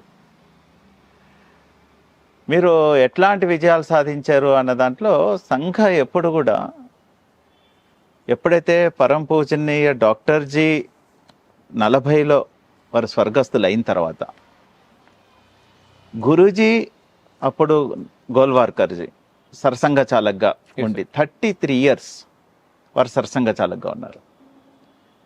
వారే అప్పుడు ఈ సమాజంలో మార్పు రావటానికి మనం కేవలం సంఘ శాఖ నడిపితే సరిపోదు కాబట్టి ధార్మిక రంగంలో విశ్వ హిందూ పరిషత్ని, కార్మిక రంగంలో బిఎంఎస్ని అంటే భారతీయ మజ్దూర్ సంఘ్ని, కిసాన్ సంఘ్ని, స్వదేశీ, ఇట్లాగా అన్ని జీవన రంగాలలో ప్రచారకుల్ని పంపి దాన్ని స్ట్రెంథన్ చేసుకుంటూ హిందుత్వము దేశము అన్న రెండింటిని బేస్ చేసుకుంటూ ఆ ఆర్గనైజేషన్లో ఒక మార్పు గురించి, ఆ వింగ్లో మార్పు గురించి ప్రయత్నం చేశారు. దాంట్లో అద్భుతాలు సృష్టించారు. ఈ రోజున బిఎంఎస్ మన దేశంలోనే నెంబర్ 1 స్థితికి వెళ్ళాం. వీకేఎస్ అట్లానే పనిచేస్తుంది. ఈ రోజున అనేక చట్టాలు కానీ ఏదైనా మార్పు రావాలంటే మన అడుగుతారు.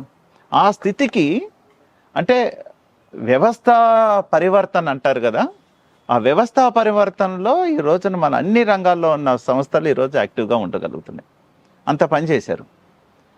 సమాజంలో మార్పు అంటారు, డెఫినెట్ ఇందాకనే చెప్పాను, చాలా మార్పు వచ్చింది. హిందుత్వం విషయంలో చాలా మార్పు వచ్చింది.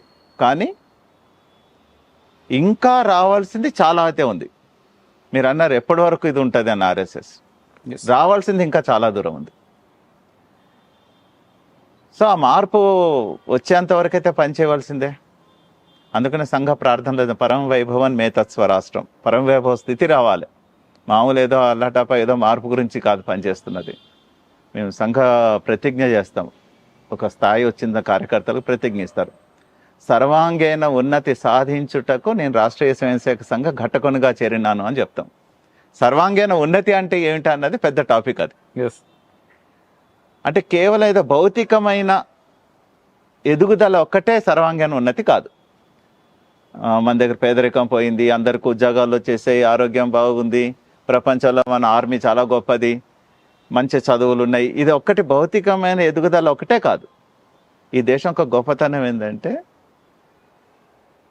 లోపల భౌతికమైనది కాదు, ఆది ఆధ్యాత్మికం అంటాం. దాంట్లో ఎదుగుదలలో కూడా ఉండాలి. ఆధ్యాత్మికతలో కూడా మన దేశం ప్రపంచానికి గురుస్థానంలో ఉండేది. ఆ స్థాయిలో ఉండాలి మళ్ళీ. అది సర్వాంగీణ ఉన్నతి అంటే.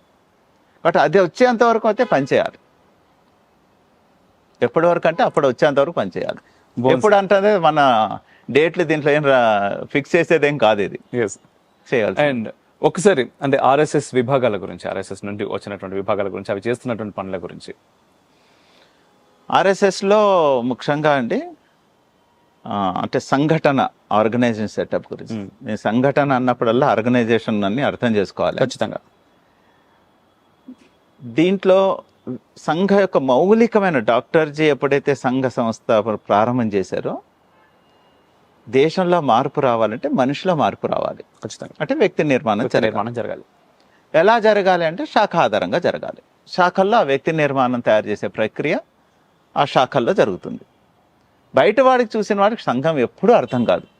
మీరు అదేదో సామెత చెప్తారు, అదేదో ఉదాహరణ చెప్తారు, ఏనుగుని తీసుకొచ్చి గుడ్డివాడికి పెడితే ఏనుగు ఎలా ఉంది అంటే తోకలా చూస్తే ఇదా ఉందని, చెవులు పట్టుకుంటే చాటలా ఉంది అంటారే, అట్లాగా చూసేవాడికి ఈ రోజుకి కూడా సంఘం ఎవరికి అర్థం కాదు. సంఘంలో వస్తేనే అర్థమవుతుంది. ఓకే. కాబట్టి శాఖకు వచ్చిన ఆ వ్యక్తి నిర్మాణ ప్రక్రియ, ఆ శాఖ గంట సేపులో మేము ఏం చేస్తామంటే ఆడుకుంటాం, కొద్దిగా ఫిజికల్ ఎక్సర్సైజ్ చేస్తాం, ఓ కర్ర కొద్దిగా సాధన చేస్తాం, తర్వాత ఓ పాట పాడతాం, ఓ పద్యం పాడతాం, తర్వాత ప్రార్థన చేసి వెళ్ళిపోతాం. బయట వాడికి దీంట్లో ఏమొస్తుంది అని అనిపిస్తుంది, కానీ ఇంతటి మార్పు కారణం అది గంట సేపనే. దీంట్లో ఏముంటుందంటే ఒక 6 కార్యవిభాగాలు పనిచేస్తాయి. ఈ ఒక ఫిజికల్ యాక్టివిటీ నడపాలనుకోండి, ఫిజికల్ యాక్టివిటీ చూడండి, వివేకానంద కూడా ఏమన్నారు, నీకు భగవద్గీత అర్థం కావాలి అంటే 1 గంట సేపు ఫుట్బాల్ ఆడురా, చెమటోడచ్చు, అప్పుడు కూర్చొని నీకు భగవద్గీత ఏంటి చెప్తే అర్థమవుతుంది. నువ్వు హ్యాపీగా ఏసీ రూమ్లో కూర్చొని వస్తే నీకు అర్థమయ్యేది కాదని. కాబట్టి ఎప్పుడైనా మనసు అంతా కూడా నీకు ఏకాగ్రత రావాలన్నా, అది స్థిరంగా ఉండాలన్నా, అదొక సాధన, ఫిజికల్ ఎక్సర్సైజ్ ఉండాలి. ఎంతైతే శరీరం దృఢత్వంగా ఉంటుందో మనసు అంత దృఢంగా ఉంటుంది. ఇప్పుడు బాడీ ఎంత వీక్గా ఉంటే మనసు కూడా అంతే వీక్గా ఉంటుంది. కాబట్టి మాకు శారీరక డిపార్ట్మెంట్ ఎక్కువ ఇంపార్టెన్స్ ఇచ్చారు డాక్టర్జీ. అందుకనే మేము శాఖలో ఫిజికల్ ఎక్సర్సైజ్, ఆటలు ఎక్కువ టైం 45 మినిట్స్ అదే ఉంటుంది. ఆ తర్వాత 2వ విభాగం స్టార్ట్ చేశారంటే దేశం ఏంటి, ధర్మం ఏంటి, మన దేశం యొక్క చరిత్ర ఏంది, మన ఇతిహాసం ఎంతో గొప్పది, రామాయణం ఏంది, ఇవన్నీ తెలిస్తేనే దేశం గురించి పనిచేస్తాం. కాబట్టి దాని గురించి బౌద్ధిక విభాగాన్ని ప్రారంభం చేశారు. ఓకే. అంటే దాంట్లోనే ఒక పాట, ఒక పద్యమో, ఒక కథ, ఓ చర్చ, ఇట్లాంటి వాటితో నెమ్మదిగా ట్యూనింగ్ చేసుకుంటూ వస్తారు. అది 10 నిమిషాలే ఉండొచ్చు, కానీ మనసును మార్చడానికి అదే బేస్ అయ్యింది. బౌద్ధిక విభాగం స్టార్ట్ అయింది. తర్వాత సంఘ యొక్క మెయిన్ యాక్టివిటీ ఏంటంటే శాఖ అయిపోయింది. శాఖ అయిపోతేనే మా కార్యక్రమం అయిపోదు. శాఖ అయిపోయిన తర్వాత మీ ఇంటికి వస్తాం, ఎందుకంటే మీరు షాక్కి వచ్చారు, మీ ఇంటికి వెళ్తాం, మీ అమ్మ నాన్న పలకరిస్తాం. వాళ్ళు ఎవరు షాక్ వచ్చిన వాళ్ళు కారు ఇంట్లో ఉన్నాం కానీ పలకరిస్తాం, పక్క వాళ్ళు అట్లా గృహ సంపర్కం చేస్తానే. అది నేను తరచూ ఆ ఇంటికి పోవటం కారణంగా సంఘ యొక్క సిద్ధాంతం నెమ్మదిగా ఆ ఇంట్లోకి వెళ్తుంది. నెమ్మదిగా అంటే సొసైటీలో అంతటికి పోయేట కారణం అది. అందుకనే ఒక సిద్ధాంతం ఉంది ప్రపంచం మొత్తంలో, ఆ తత్వవేత్త ఎవరో పేరు గుర్తు రావట్లేదు, ఒక బుక్ చదివాను ఇంగ్లీష్ బుక్లో, 2080 అని చెప్పి ఒక థీరం ఉంది. ఓకే. ఏదైనా సరే మీరు ఉదాహరణకి పరీక్ష పేపర్ ఎగ్జామ్కి వెళ్తాం, మొత్తం సిలబస్లో 20% నుంచే మీకు ఎగ్జామ్ సంబంధించిన ప్రశ్నలు వస్తాయి. 80 మొత్తం 100కు 100 అన్ని రావు ఎగ్జామ్లో. థీరీ అంతే. ఆ 20ని కనుక సరిగ్గా చేస్తే 80 కూడా వీడికి నాలెడ్జ్ ఉందని వాళ్ళు అంచనా వేస్తారు. అట్లానే సంఘ శాఖకు 30 మంది వస్తారు, కానీ ఆ బస్తీ గ్రామం మీద దాని ప్రభావం అంతా వీళ్ళ కారణంగా పడుతుంది. సో దానికి ఏంటంటే పిఆర్ ఇంపార్టెంట్, దాని సంపర్క విభాగం అన్నాం. ఓకే. అందరినీ కలవటం, మాట్లాడటం, చేయటం, వాళ్ళు శాఖకు రాకపోయినా సంఘం గురించి మాట్లాడుతూ ఉంటాం. ఇదంతా కూడా సంపర్క విభాగం.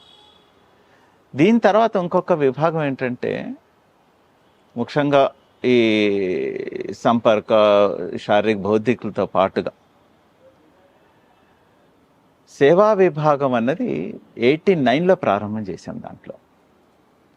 దాంట్లో ఏంటంటే నీ శరీరం చాలా దృఢంగా ఉంది, భౌతికంగా ఇది బాగుంది, నా పిఆర్ బాగుంది, రెండవది ఇవన్నీ ఉన్నాగా కానీ మనసు లేదనుకోండి అసలు వాడికి ప్రయోజనం లేదు, దేనికి ఉపయోగపడదు. ఆ హృదయం పరివర్తన జరగాలి, ఆ సంవేదన అంటారు కదా, ఆర్ద్రత, సంవేదన, అది రావాలి. అది రాకపోతే ఎంత గొప్పవాడైనా ఎంత ఉన్నా కానీ మిగతా దేని పని చేయవు. నిజం. కాబట్టి అది ప్రారంభం చేసింది 89లో. ఆ కార్య విభాగం కూడా ప్రారంభమైంది, సేవా విభాగం. సో దాంట్లో అదొక ట్రైనింగ్.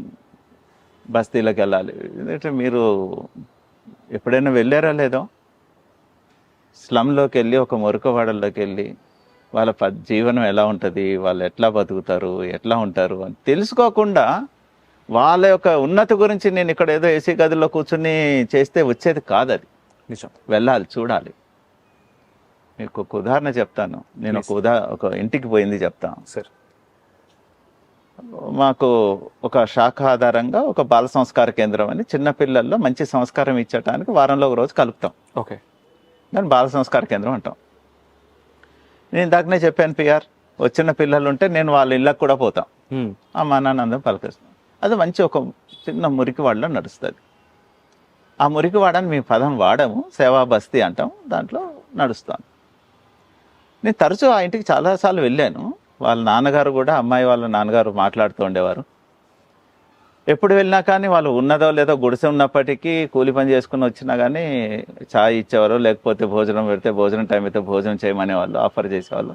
మనం కాదనుకుండా మనం కూడా తినేవాళ్ళం, బాగుండేది. ఒకరోజు వెళ్తే ఆయన లోపల ఉన్నాడు, రిసీవ్ చేసుకోవాలి ఎప్పుడు మమ్మల్ని, ఆ రోజు రిసీవ్ చేసుకోవాలి. కానీ అలా ఉన్నట్టుండి ముందు నుంచి వెళ్ళిపోతాం, గేట్ వరకు వెళ్ళిన తర్వాత భోజనం చేసి వెళ్ళండి అని చెప్పేసి వెళ్ళిపోయాడు ఆయన. ఎందుకు ఇట్లా చేశారు అని చెప్పి నేను కూడా బయటికి వెళ్ళి అంత ఏంటి వాళ్ళ ప్రవర్తనలో కొద్దిగా మార్పు ఉంది, అప్పట్లో రోజులా క్లోజ్గా లేరు ఎందుకని అంటే వాసన వచ్చింది, తాగి ఉన్నాడు ఆయన. అరే తాగి మీలాంటి పెద్దల దగ్గర ఎలా వస్తాను సార్ నేను, అరే ఎందుకు తాగారు అన్న అంటే నేను చేస్తున్న పని, మీరు ఎప్పుడు వచ్చినా సాయంత్రం వచ్చారు, కానీ నేను చేస్తున్న పని ఏంటంటే ఈ సఫాయి రోడ్ల మీద డ్రైనేజ్ నిండిపోతే ఆ డ్రైనేజ్లోకి మేము దిగాలి, మ్యాన్ హోల్స్లోకి. అంత మురికి అవంతా ఇక మనం చెప్పక్కర్లేదు. అట్లాంటి దాంట్లో నేను దిగి ఆ వాసనని భరిస్తూ దాన్ని క్లీన్ చేయాలి. మామూలు స్థితిలో అసాధ్యం అండి అది. కాబట్టి నేను తాగి ఆ పని మీదకి వెళ్ళి మత్తులో పని చేసి బయటకు వస్తాను. నేను తాగేది దాని గురించి తాగుతున్నాను. తాగేవాడు అందరూ చెడ్డవాళ్ళు అంటానికి లేదని అప్పుడు అర్థమైంది నాకు. ఇట్లాంటి పరిస్థితి ఎప్పుడంటే వాళ్ళు ఇళ్ళకపోతే మనకు అర్థమవుతుంది. కాబట్టి ఈ కార్య విభాగంలో సేవా విభాగం అనే సొసైటీని అర్థం చేసుకోవడానికి చాలా ఉపయోగపడుతుంది. Yes sir. అండ్ దీంట్లో ఏంటి సేవా విభాగం అనగా నాకు ఇంకొక విషయం కూడా వచ్చింది. ఇప్పుడు సామాజికంగా మనం చూసినట్లయితే అంటే అనేక విభాగాలు పనిచేస్తూ ఉన్నాయి. ముఖ్యంగా ఈ రోజుల్లో మన modern education system what ever మన మెకాలే విద్యా విధానం అనగా ఇంకేది చెప్పినా దీని కారణం చేత అని అనొచ్చా అనరాదా నాకు తెలియదు. కానీ అనేక అంటే లాస్ట్ ఒక 10 సంవత్సరాల కాలం మనం చూసుకున్నా కూడా దాదాపుగా 150,000కు మించినటువంటి ఆత్మహత్యలు జరిగాయి కేవలం పిల్లలవి, స్టూడెంట్స్వి, చదువుకుంటున్నటువంటి విద్యార్థుల ఆత్మహత్యలు. స్టిల్ ఇప్పటికీ ఐఐటీలో, IIITలో పెద్ద పెద్ద విద్యా సంస్థల్లో కూడా మనం చూస్తున్నాం పిల్లలు ఆత్మహత్యలు చేసుకుంటా ఉన్నారు. దీనికి కారణం ఏంటి అంటారు? అండ్ దీనికి సంబంధించి ఆర్ఎస్ఎస్ ఏదైనా పనిచేస్తుందా విద్యార్థులకు సంబంధించి? సో ఆర్ఎస్ఎస్ ఏం పని చేస్తుంది అన్న దానికి మటుకు ఫస్ట్ ఒక మాట అని తర్వాత మిగతాది మీరు అడిగిన చెప్తా. ఆర్ఎస్ఎస్ ఎప్పుడు కూడా అండి డైరెక్ట్ ఆర్ఎస్ఎస్ ఏది పని చేయదు. ఇది ఫస్ట్ అందరూ అర్థం చేసుకోవాలి. అసలు ఆర్ఎస్ఎస్ పని ఏ పని చేయకపోవటమే ఆర్ఎస్ఎస్. అనేక ఇష్యూస్ ఉన్నాయి ఇప్పుడు మీరు చేస్తున్నవన్నీ కూడా ఆర్ఎస్ఎస్ చేస్తున్నవి కాదు. ఆర్ఎస్ఎస్ ఎప్పుడైనా మార్పు గురించి పనిచేస్తోంది అంటే ఆర్ఎస్ఎస్ యొక్క వేరే విభాగాలు అంటే వివిధ క్షేత్రాలు అంటున్నామే, అది పరివర్తన గురించి పనిచేస్తాయి. ఆర్ఎస్ఎస్ కేవలం వ్యక్తి నిర్మాణం తప్ప ఏ పని చేయదు. మీరు ఆర్ఎస్ఎస్ ఎందుకు మతం మారుతూ ఉంటే మీరు ఎందుకు చేయరు అంటే ఆర్ఎస్ఎస్ అది పని కాదు. ఆర్ఎస్ఎస్ వ్యక్తి నిర్మాణం. వ్యక్తి నిర్మాణమైన పని ఆ పని చేయకపోతే వాడిని అడగచ్చు, ఆ బాబు నువ్వు ఆర్ఎస్ఎస్కి వెళ్ళావు, వ్యక్తిగా తయారైనవు, ఇంత ట్రైన్ అయినావు, ఎందుకు నీ ఊర్లో కన్వర్షన్ అవుతుంది అంటే అతను సమాధానం చెప్పగలుగుతాడు. కాబట్టి ఆర్ఎస్ఎస్ మటుకు ఏది చేయదన్నది ఫస్ట్ గుర్తుపెట్టుకుంటే మిగతాదంతా కూడా చెప్పుకోవచ్చు. రెండో మీరు అడిగింది ఏంటంటే విద్యార్థుల ఆత్మహత్య గురించి. ఒక్కటే యాంగిల్తో ఎప్పుడు కూడా ఆత్మహత్యలు జరగట్లేదు. చదువు ఒక్కటే తప్పు కాదు. ఎస్, చదువులో ఉన్నంత లోపాలు మన దేశంలో ఉన్న ఎడ్యుకేషన్ సిస్టంలో ఉన్నంత లోపాలు ప్రపంచంలో ఎక్కడో ఉండకపోయి ఉండొచ్చు. అదొక సబ్జెక్ట్ అది. ఎందుకంటే మనకి పనికిరాని చదువు ఏదైనా చదువుతున్నాం అంటే భారతదేశంలోనే ఉంది. దీనికి పనికిరాదు. ఇది నా జీవితానికి ఒక్క పైసా నేను చదివిన చదువు నాకు ఉపయోగపడేది కాదు. ఇది సపరేట్ సబ్జెక్ట్. ఇది ఎట్లా ఉపయోగపడట్లేదు ఏమిటి అన్నది తర్వాత దీని గురించి డిస్కస్ చేయొచ్చు. ఉదాహరణకు చెప్పాలంటే నేను నా 8th క్లాస్ 9th క్లాస్ నేను ట్రిగ్నోమెట్రీ చదివా. నాకు జీవితంలో ఎక్కడ ట్రిగ్నోమెట్రీ ఉపయోగపడుతుంది? క్యాలిక్యులస్ నాకు 8th class 9th class 10th క్లాస్లో చెప్పారు. 9th క్లాస్ నాకు జీవితంలో నాకు ఎక్కడ ఉపయోగపడుతుంది? ఇంజనీర్లో చెప్పవలసిన విషయము 10th క్లాస్లో చెప్పాము, 10th క్లాస్లో చెప్పిన విషయము ఇంజనీర్లో చెప్తాం. ఉల్టా జరుగుతుంది అంతా. ఇది ఎడ్యుకేషన్ సిస్టంలో. రెండోది కేవలం ఇంతే కాకుండా ఎడ్యుకేషన్ అంటే వివేకానంద వ్యక్తి నిర్మాణం జరగవలసిన ప్రక్రియలో ఎక్కడ మన ఎడ్యుకేషన్ సిస్టంలో లేదు. అంటే ఒక మంచి వ్యక్తి కావటానికి ఏదైతే వాల్యూస్ నేర్పించాలో అది మన దగ్గర లేదు. కేవలం మార్కుల గురించి చదువు తప్పిస్తే మిగతాది లేదు. సో దీని కారణంగా విద్యార్థులలో మీరు అన్నట్టుగా జీవితం అంటే ఏంటో తెలుసుకోలేకుండా, జీవితంలో కష్టం ఏంటి, సుఖం ఏంటి, ఇది తెలుసుకోకుండా చాలా గ్లాస్ కేర్గా అంటారు అట్లా పెరుగుతూ వచ్చారు. అయితే ఇన్ని రోజులు ఇన్ని సంవత్సరాలు మరి ఎట్లా పిల్లలు అందరూ ఆత్మహత్య చేసుకోవాలి, ఈ మధ్య ఎందుకు పెరుగుతుంది అని క్వశ్చన్ రావచ్చు. బేసిక్గా ఏమైందంటే ఈ వ్యవస్థ ఈ రోజు వరకు కాపాడింది ఏంటంటే కుటుంబ వ్యవస్థ. ఈరోజు బలహీనమైనది ఏంటంటే కుటుంబం. ఒకప్పుడు మన ఇంట్లో మన తాతగారు, అమ్మగారు, లేదా అమ్మమ్మ, నానమ్మ, వీళ్ళు, మామయ్యలు, అందరు అత్తలు అంతా కలిసి ఒక కుటుంబంగా ఉండేది. నాకేదైనా కష్టం వచ్చినా, లేకపోతే ఇంకోటి ఏదైనా ఇబ్బంది అవుతున్నా, ఇంకోటి ఏదైనా కానీ వాళ్ళ కౌన్సిలింగ్ ఉండేది, వాళ్ళ యొక్క భరోసా ఉండేది నాకు. ఇది మేజర్ నా మీద ప్రభావం ఉండేది ఆ రోజుల్లో. కాబట్టి ఒక విధంగా అది కోల్పోయాం. ఈ రోజు లేదు. న్యూక్లియర్ ఫ్యామిలీస్ అయిన తర్వాత అది కోల్పోయాం. రెండవది ఏం జరుగుతుందంటే ఇప్పుడున్న స్థితిలో కూడా నాన్న అమ్మలు ఎవరైతే ఉన్నారో పేరెంట్స్, వాళ్ళు కూడా అంత గొప్పగా పిల్లల్ని ఈ విషయాలలో మాట్లాడటం, డైలాగ్, పిల్లాడితో ఏ వయసులో ఏం డైలాగ్ చేయాలి, ఎలా మాట్లాడాలి, ఏం చెప్పాలి, ఏ ఇంట్లో కూడా అది కనబడట్లేదు ఈ రోజున. కేవలం ప్రభుత్వాలు ఎలాగైతే ఫెసిలిటీస్ కలిగిస్తాయో, ప్రభుత్వం పనే అది. ఫెసిలిటీ, కరెంట్ ఇవ్వాలి, రోడ్డు వేయాలి, హాస్పిటల్ పెట్టాలి, స్కూల్ పెట్టాలి, ఫెసిలిటీస్. పేరెంట్ కూడా అదే పని చేస్తున్నాడు ఈ రోజున. వాడు బూట్ కొని ఇచ్చామా, అది కొని ఇచ్చామా, బైక్ కొని ఇచ్చామా, వాచ్ కొని ఇచ్చామా, సెల్ ఫోన్ ఇచ్చామా, ఇదే ప్రేమ అనుకుంటున్నాడు పేరెంట్ కూడా. ఫెసిలిటీస్ ఇస్తున్నారే తప్ప పిల్లాడిలో కష్టాల్లో నిలబడటం ఏంటి, ఎలా నిలబడాలి, లైఫ్ అంటే ఏంటి, ఇవన్నీ నేర్పినవాడు ఒక్క డైలాగ్ చేస్తున్నవాడు లేరు. బిజీ లైఫ్ అంటున్నారు కానీ దేంట్లో కొట్టుకుపోతున్నామో మనకే అర్థం కావట్లేదు. కొడుకుల్ని పిల్లల్ని పెంచటంలో కూడా టైం లేని బిజీ అయితే జీవితమే వేస్ట్. అది అర్థం కావట్లేదు ఈరోజు కూడా. కాబట్టి కుటుంబ వ్యవస్థని మనం మళ్ళీ స్ట్రెంగ్తన్ చేయనంత వరకు పిల్లాడి ప్రవర్తన ఇట్లానే ఉంటుంది.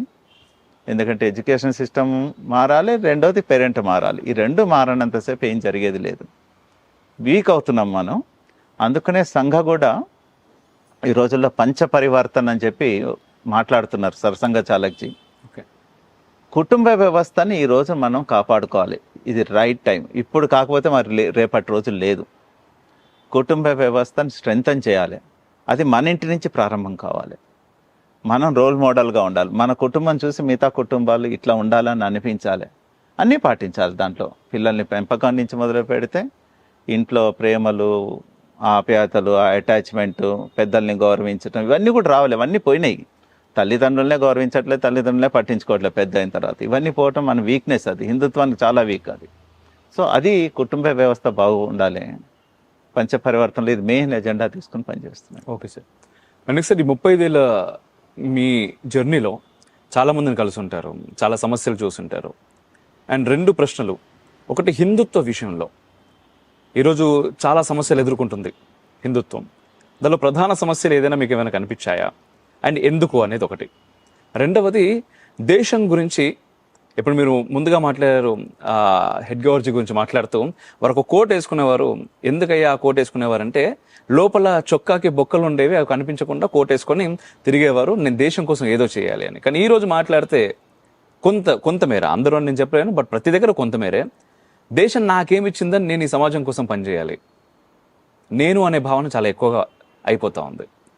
ఆ భావన రావడానికి గల కారణం, ఆ పోవాలంటే ఏం చేయాలి? రెండవది, ఈ 35 ఏళ్ళలో మీరు హిందుత్వం విషయంలో బలహీనపడడానికి ఎదుర్కొంటున్నటువంటి అతిపెద్ద సవాల్ ఏంటి? మీ ప్రశ్న నేనైతే ఏకీభవించాను. హిందుత్వం వీక్ అయిందని మటుకు నేను ఎప్పుడు, మీరు అన్నారు ఎందుకు వీక్ అవుతోందని, వీక్ కావట్లేదని నేనంట. ఓకే, హిందుత్వం ఏం వీక్ కాలేదు. ఈ రోజుకి హిందుత్వం అప్పటికన్నా ఇప్పుడు వెరీ స్ట్రాంగ్. భారతదేశంలో నేను ఇక్కడిదే చెప్తున్నా. ఓకే, సంఘ ప్రారంభానికి ఇప్పటికున్న హిందుత్వంలో లాట్ ఆఫ్ డిఫరెన్స్. చాలా కాన్ఫిడెన్స్ ఉంది, చాలా మార్పు వచ్చింది. సంఘ ప్రారంభానికి ముందు చాలా బలహీనతగా ఉండేది, కానీ ఇప్పుడు అట్లా లేదు.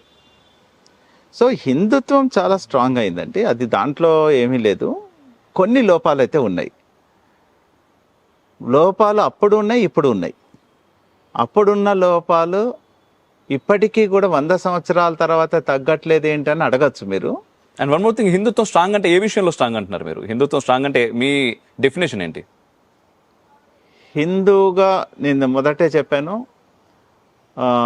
సంఘ ప్రారంభానికి ముందు మోతీలాల్ నెహ్రూ గారు, నేను హిందూ కాకుండా నన్ను గాడిద అని పిలవండి పర్వాలేదు కానీ హిందూ అని మట్టుకు అనకండి, అంత నైరాశ్యం ఉండేది. అవును. వీర సావర్కర్ గారు అయితే హిందుత్వం గురించి హిందూ మహాసభ పెట్టిన వారు, హిందుత్వం గురించి అంత మాట్లాడిన వారు. చనిపోతే ఏమన్నా నేను నా తర్వాత హిందుత్వం లేదు, హిందుత్వం ఒక చిట్ట చివరి చావుకేక నేను వింటున్నాను, నా తర్వాత హిందుత్వం ఉండదు అని చెప్పాడు ఆయన. నెహ్రూ అయితే యాక్సిడెంటల్లీ ఆయన హిందూ ఆయన అని అన్నారు. అంటే అట్లాంటి ఒక స్థితి ఉండేది ఆ రోజుల్లో. ఇప్పుడు ఎవరైనా అంటారండి? ఎవరైనా మీరు హిందుత్వంలో స్ట్రాంగ్ కాలేదంటే ఇప్పుడు ఎవరైనా అట్లా అనేవాడు ఉన్నారా అని? నేను గాడిదిగా పిలవండి కానీ హిందూ వద్దనేవాడు ఎవరైనా కనబడతాడు? ఏ వాడు అన్నారు. అంత మార్పు అయితే వచ్చింది. అంటే హిందుత్వాన్ని వదిలి వెళ్ళిపోతున్న వాళ్ళ సంఖ్య పెరుగుతుంది. Yeah, at the same time హిందువులు ఇప్పుడు లవ్ జిహాద్ అనే పేరుతో హిందూ అమ్మాయిల్ని అనేక మందిని కుట్రపూరితంగా మతం మారుస్తున్నారు. అండ్ మన ట్రైబల్ ఏరియాస్ ఒకసారి వెళ్తే ట్రైబల్ ఏరియాస్లో చాలా ప్లేసెస్లో దేవాలయాలు కనిపించడం చాలా అరుదైపోయాయి. క్రిస్టియన్ చర్చిలు మాత్రం చాలా ప్లేసెస్లో చాలా ఎక్కువ సంఖ్యలో పెరుగుతూ ఉన్నాయి. మనం మిగిలిందంతా చూడాల్సిన అవసరం లేదు. మనం కేరళ ఇవన్నీ పక్కన పెడితే ముఖ్యంగా తెలుగు రాష్ట్రాల విషయానికి వచ్చినా కూడా చాలా ప్లేసెస్లో వాళ్ళ సంఖ్య చాలా ఎక్కువగా పెరుగుతుంది. సంఖ్య పెరగడం అంటే ఏ మతమైనా సరే ఓకే అనుకోవచ్చా? హిందువుల సంఖ్య తగ్గుతుంది అన్నప్పుడు ఇది బలహీన పడుతుందని మనం అనుకోవడానికి వీలు లేదా? గుడ్. మీరు అన్నది మీరు సంఘ ప్రారంభానికి ఇప్పుడు పోల్చుకోవాలి. ఎప్పుడైనా హిందుత్వం కంపేర్ చేస్తున్నప్పుడు మనం 100 ఏళ్ల క్రితంకి వెళ్ళాలి, ఇప్పుడు ఉన్న దానికి వెళ్ళాలి. మీరు అన్నట్టుగా క్రిస్టియన్స్ ఫర్ ఎగ్జాంపుల్ ఫస్ట్ వాళ్ళ యొక్క చరిత్ర మతం మార్చటం అన్నది 250 సంవత్సరాల యొక్క ప్రాక్టీస్ వాళ్ళకు ఉంది. అప్పటి నుంచి ప్రయత్నం చేస్తే ఈ రోజుకి ఇంత సంఖ్య మారటానికి ఇప్పుడు వేగం పుంజుకుంది వాళ్ళది.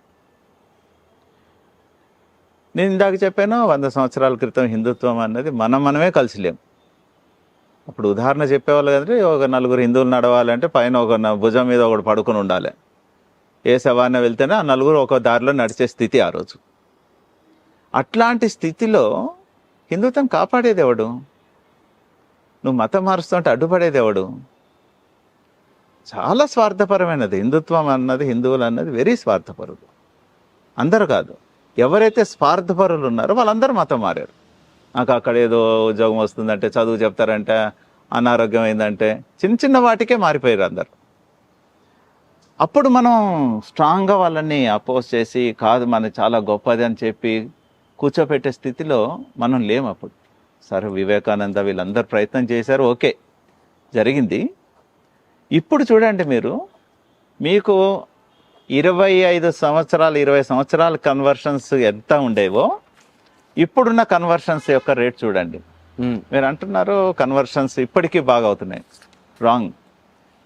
వేలాది మంది మనం రీకన్వర్ట్ చేస్తున్నారు. ధర్మజాగరణ విభాగం ఒక ఆయామే పనిచేస్తుంది, ఒక వింగే పనిచేస్తుంది. ఇప్పుడు మీకు రిపోర్ట్ మనం జనరల్గా బయట పెట్టాం కానివ్వండి, అవన్నీ ప్రతి నెల మీకు సుమారుగా ఒక 15,000, 5,000, 6,000, 4,000 రీకన్వర్ట్ మన ప్రాంతంలో సంగతి చెప్తున్నా.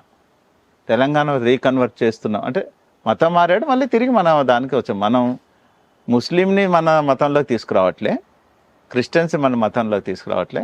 ఎవరైతే హిందూ అటు వెళ్ళాడో మళ్ళీ తిరిగి గర్వాఫీస్ అయితే చేస్తున్నాం. ఇప్పుడు దాంట్లో మనం మాస్టరీ, ఇప్పుడు ఎలా మనం వెళ్ళిపోయిన వాళ్ళని ఎలా తీసుకొచ్చుకోవాలో మనకు అర్థమైంది. అర్థం కావడానికి మటుకు 20 సంవత్సరాలు పట్టింది. మనం కూడా అసలు మిషనరీ వర్క్ అంటే ఏంది వాడిని అర్థం చేసుకోవాలి. తర్వాత వాళ్ళు ఏం చెప్తూ ఉంటారు, అటు నమాజ్లో ఏం చెప్తారు, ఇటు చర్చిలో ఏం చెప్తారు, మైండ్ ఎలా వాళ్ళని ట్యూన్ చేస్తారు, దానికి వ్యతిరేకంగా మనం ఎలా చేయాలి, ఇదంతా ఒక సపరేట్ సబ్జెక్ట్ అండి. ఇది చాలా స్టడీ చేసి దీని మీద రీసెర్చ్ కదా, వాళ్ళకి డిఫరెంట్ రీసెర్చే ఉన్నాయి వాళ్ళకి. మనది కూడా అట్లానే ప్రారంభం చేసి నెమ్మదిగా చేస్తున్న కారణంగా ఈరోజు చాలా మారింది.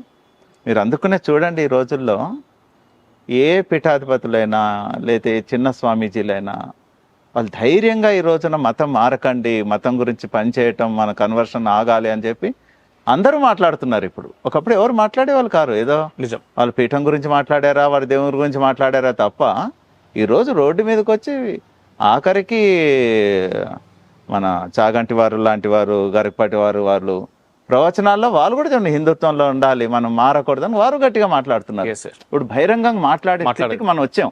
వాస్తవం. చాలా మార్పు వచ్చింది తెలంగాణలో అయితే ఉంది. అయితే మీరు అన్నట్టుగా హిందుత్వంలో బలహీనతలు ఉన్నాయి, అప్పుడు ఉన్నాయి, ఇప్పుడు ఉన్నాయి. కానీ అప్పుడు ఉన్నంతగా ఇప్పుడు లేవు. ఈ రోజుకి కుల వివక్షత ఉంది.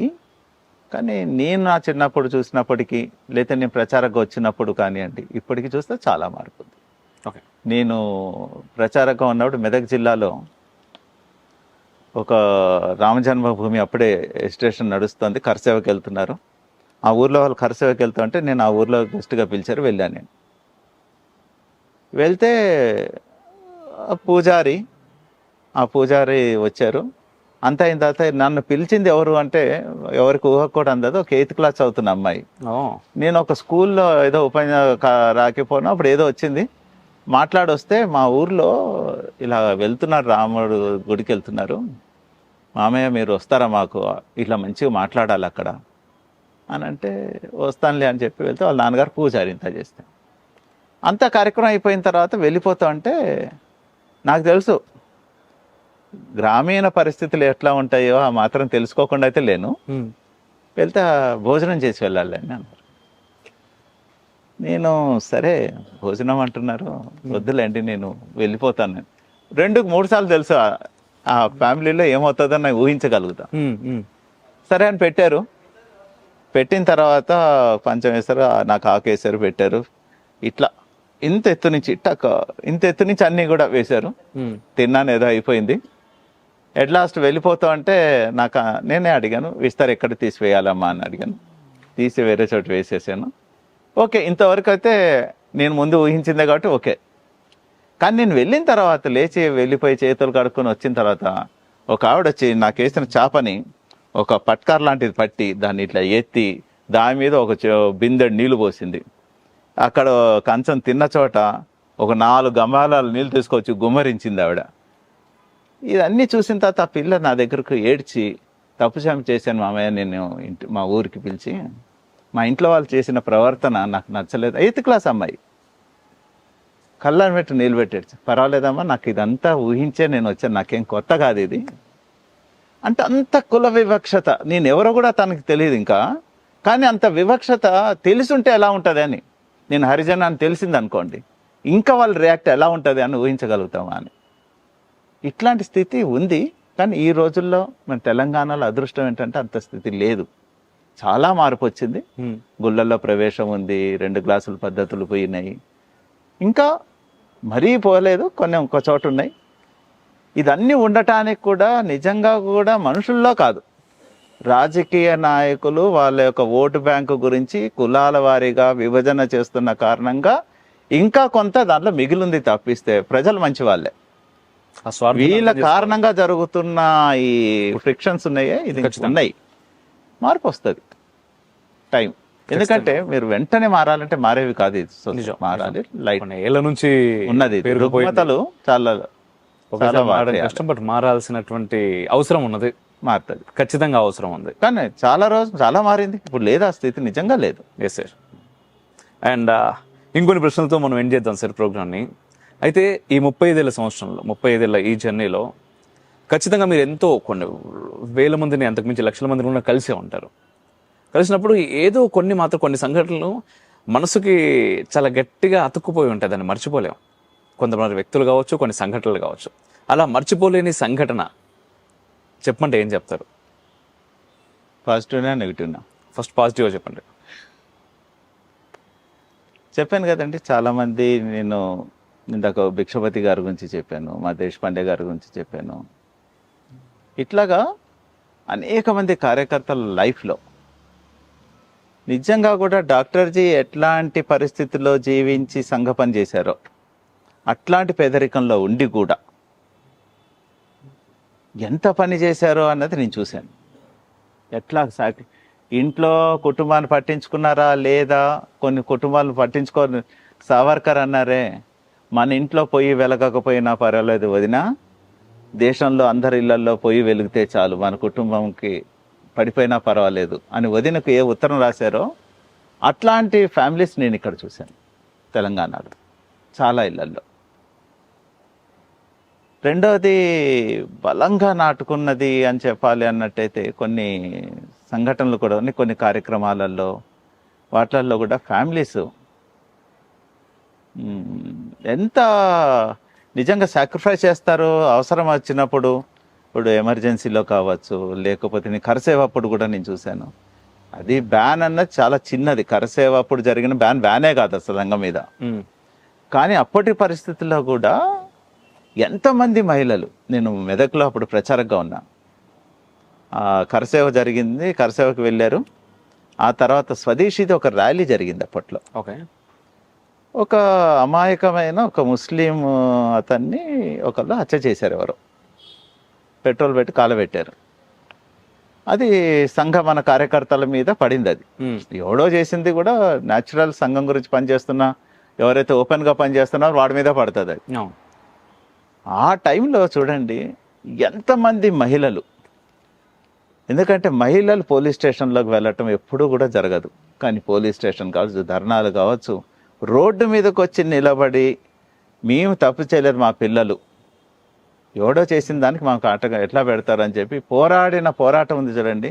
ఎవరు ఆర్గనైజ్ చేశారు, ఎవరు చెప్పారు, కానీ వాళ్ళల్లో అంతే వాళ్ళే వచ్చి పనిచేసడం చూశాను కదా, అది అద్భుతమైన అనిపించింది. అది మరుపురాంది. ఆ మహిళా శక్తి ఉంది చూడండి, అది అద్భుతం. అది వాళ్ళు ఎప్పుడు షాక్ వచ్చిన వాళ్ళు కారు, ఎవరు ఆర్ఎస్ఎస్ శాఖలో మహిళలు ఎక్కడిది, కానీ ఈ ప్రభావం పడింది చూడండి, దాని ప్రభావం నేను చూడగలిగాను ఆ రోజు. అట్లా చాలా ఉదాహరణలు ఉన్నాయనుకోండి. ఓల్డ్ సిటీలో మేము ఎప్పుడూ అలాంటివి చూస్తూనే ఉన్నాం. అండ్ నెగిటివ్ ఇందాక నేను చెప్పాను, ఇలాంటి అనుభవాలు ఉన్నాయి నాకు. ఇందాక బాధపడ్డ సందర్భం, అదే బాధపడిందే చెప్తున్నా. మెదక్ ఇలా జరిగింది, అలాంటి సంఘటనలు అక్కడక్కడ చాలా చూసాం. అంటే కులంది ఒక్కటే కాకుండా ఈ రాజకీయాలుగా ఉన్నప్పుడు మన పిల్లల మీద హెరాస్మెంట్ చేసినవి, మన పిల్లల్ని బాధ పెట్టినప్పుడు భైంసా ఉందనుకోండి ఉదాహరణకి, నిజంగా కలిచివేస్తుంది.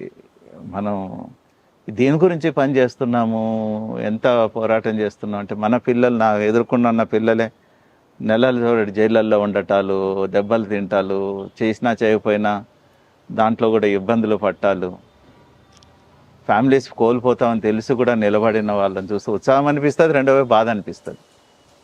అది ఉంది. ఏదైతే నాకు నేను ఇంటర్ అయిపోయి నేను ప్రథమ వర్ష చేశాను, అప్పుడే గోపాల్ రెడ్డి గారని ఆయన నాకు కరసాం నేర్పారు సంఘ శిక్షా వర్గలో.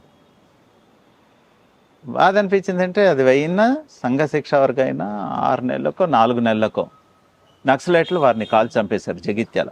మీరు ఆ సినిమా జితేందర్ సినిమా, ఆ జితేందర్ సినిమాలో గోపాల్ రెడ్డిను అండ్ రామన్న గోపన్న చూపెడతారు. ఆ గోపన్ననే నాకు దండ నేర్పించి ముఖ్యగా ఉండి ఆయన నేర్పించిన అతను. నేను చాలా క్లోజ్గా ఉండేవాళ్ళని, నేను చాలా చిన్నపిల్ల అన్నప్పుడు. బట్ ఆయన దగ్గర తీసుకోవటం అదంతా అటాచ్మెంట్. సంఘంలో ఉండేది ఏంటంటే ప్రేమ. ఆయన దగ్గర తీసుకోవటం అంతా జస్ట్ 4 months అయిందో లేదో అది ఆయన చనిపోయాడు. అది షాక్, అది నాకు అలా నిలిచిపోయింది.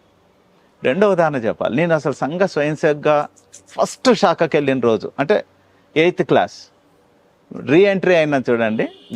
నేను ఆ శాఖకు పోతే మా శాఖ ముఖ్య శాఖ విజయకరణ్ రెడ్డి గారు అని ఇక్కడే ఉంటారు ఇప్పుడు. ఆయన అరే వాసు శాఖలో ఉన్నాం, అందరు పిల్లలమే, అంత చిన్న చిన్న 8th class 9th class పిల్లలమే. ఆయన ఇంత ఇంటర్ డిగ్రీ చదువుతున్న వయసు. నడలేదు, మన ఉస్మానియాకి వెళ్ళాలి అన్నారు. అంటే ఉస్మానియా హాస్పిటల్ కంటే అందరం సైకిల్ తీసుకుని అందరం సైకిల్ ఉస్మానియా హాస్పిటల్కి వెళ్ళి, ఎందుకు వెళ్తున్నావు కూడా తెలియదు నాకు. వెళ్ళిన తర్వాత ఒక శ్రీనివాస్ అన్న అతను చనిపోయాడు, సూసైడ్ చేసుకున్నాడు. మన శాఖ ముఖ్య శిక్షక్ అతను వేరే శాఖ ముఖ్య శిక్షక్ చనిపోయాడు అని తెలిసింది. అది కూడా పెద్దగా నాకు అరే ముఖ్య శిక్షకు ఎందుకు చనిపోయాడు, చిన్నపిల్లాడే ఆత్మహత్య ఎందుకు చేసుకున్నాడు అనుకున్నాం. దాని గురించి పెద్దగా ఆవిడ ఆత్మహత్యలు ఇవన్నీ కూడా అంత ఎక్కేది వయసు కాదు. కానీ తర్వాత ఆ రోజుల్లో ఆయన సంస్మరణ సభలో నాకు అది షాకింగ్. ఆ పిల్లాడు ఎందుకు చనిపోయాడు అన్నది. జహాంగీర్పల్లి దర్గా అని ఓల్డ్ సిటీలో ఉంది. ఆ దర్గాకి అందరు హిందువులే పోతారు. ముస్లింలు ఎవడు పోయాడో నేను ఇంతవరకు చూడలే. అందరూ హిందువులే పోతారు. మా బస్తీలలో ఉన్న 90% హిందువులు పోతారు దాంట్లో. ఓకే. అయితే ఈ ఫ్యామిలీ కూడా జహాంగీర్పల్లి దర్గా ప్రతి సంవత్సరం పోతుంది. వీడు వెళ్తూ ఉంటే వీడు ముఖ్యశ కదా, అమ్మా నాన్న ఇప్పుడు మనం జహాంగీర్పల్లి దర్గాకు పోకూడదు, మనం మన దేవాలయాలకు వెళ్ళండి, మొక్కులు ఉంటే అక్కడ తెలుసుకోండి, మేకను కోసేది ఉంటే అమ్మవారి దేవాలయాలకు వెళ్ళండి, కానీ అక్కడ మటుకు పోకూడదు. నేను ముఖ్యంగా నీ హిందుత్వం గురించి మాట్లాడేవాడిని, నన్ను కాదని మీరు వెళ్తే మన ఇంట్లో నేను ఎట్లా సమాధానం చెప్పాలి, కాబట్టి మీరు వెళ్ళొద్దు అన్నారు. అరే నువ్వేంద్రా చెప్పి వచ్చావు, ఈరోజు శాఖకి వెళ్ళి ఏదో కొత్తగా నేర్చుకుని వచ్చినా నువ్వు, వాళ్ళు మేము పోతామని చెప్పి వాళ్ళు వెళ్తే వీడు అన్నాడు వెళ్తున్నప్పుడు. వచ్చినప్పటికీ నేను మీరు వెళ్తే కనుక పరిణామాలు బాగుండవు అని చెప్పి వీడు అన్నాడు. కానీ వాళ్ళు వెళ్ళారు, వీడు సూసైడ్ చేసుకున్నాడు. నా మాట వినలేదు ఇంట్లో, సూసైడ్ చేసుకున్నాడు. ఆ ర్యాలీలో అండి నేను చూసింది వేలాది మంది వచ్చారు. ఇక ఆ రోజు నుంచి ఆ బస్తీ మొత్తంలో ఎవరు జహాంగీర్పల్లి దర్గాకు పోలే. ఇక అలాంటిది నాకు మెమరీ, అది మర్చిపోని సంఘటన. ఒక చెప్తుంటేనే నాకు అది, వాడు ఇంటి పేరు కూడా గొప్పదే, పులి శ్రీనివాస్. వాడు పుల్లానే బతికాడు. ఆ తర్వాత ఎవరు ఒక్కడికనే ఆ జహాంగీర్పల్లి దర్గాకు పోయినోడు లేడు. ఆ గౌలీపూర, సుల్తాన్ షాయి, కందికల్ గేట్ ఇవంతా ఒక్క చావు మొత్తం మార్చిపడింది సొసైటీని. ఎవడో ముసలాళ్ళు ఎవడో పోతే పోయాడేమో కానీ ఎవరు వెళ్ళటం మానేశారు. అంత పరిణామం తీసుకొచ్చింది అది. కొన్ని అలా గుర్తున్నవి ఉన్నాయి కొన్ని. మీ కళ్ళలో కనబడుతుంది నాకు అది. సార్ అయితే ఇక్కడ ఇంకొక విషయం, అంటే వీరి గురించి మాట్లాడుతున్నప్పుడు నాకు అనిపించింది, ఇప్పుడు భైంస గురించి మీరు ఎంతమంది అన్నారు, చాలా మంది పిల్లలు ముందుకు వస్తున్నారు, ధర్మం గురించని, దేశం గురించని పోరాడుతున్నారు, మాట్లాడుతున్నారు, దేనికైనా సిద్ధం అంటున్నారు, ప్రాణాలు సైతం ఇవ్వడానికి సిద్ధపడుతున్నారు. కానీ వీళ్ళపైన అనేక కేసులు అవుతున్నాయి. ఒక middle class and lower middle class సంబంధించినటువంటి ఒక వ్యక్తి పైన ఒక పోలీస్ కేసు కానీ, ఒక పోలీస్ జీప్ కానీ వాళ్ళ ఇంటి ముందుకు వచ్చి వెళ్ళింది అంటే ఈ సమాజం దృష్టిలో వాళ్ళ ఇల్లు కానీ ఆ వ్యక్తి కానీ ఎటువంటి పరిణామాలు ఎదుర్కోవాల్సి వస్తుందో మీకు తెలియదు కాదు, మీరు చూశారు. కానీ ఈ కేసుల విషయంలో కానీ వీటిలోనే వారి జీవితం మొత్తం దానికే తిరగడానికి సరిపోతుంది వాళ్ళకి, అంతకుమించి వేరే ఏం లేదు. దీనికోసం అంటే ఆ ముందు ఎవరైతే భరోసా ఇస్తున్నటువంటి నాయకులు కూడా ఒకసారి వాళ్ళపైన కేసులు వచ్చిన తర్వాత ఏ నాయకులు అట్లీస్ట్ వాళ్ళ ఫోన్లు లిఫ్ట్ చేయడానికి కూడా ఇష్టపడట్లేదు. చాలా మంది నేను చూసాను, మీరు ఇంకా ఎంతో మందిని చూస్తుంటారు. వాళ్ళకి మీరు ఇచ్చే సలహా ఏంటి? మీరు అంటున్న దాంట్లో సగం సత్యం ఉండొచ్చు, సగం సత్యం కూడా లేదు. నేను నమ్మనట్లాగా, నేను ఓల్డ్ సిటీలోంచి వచ్చా.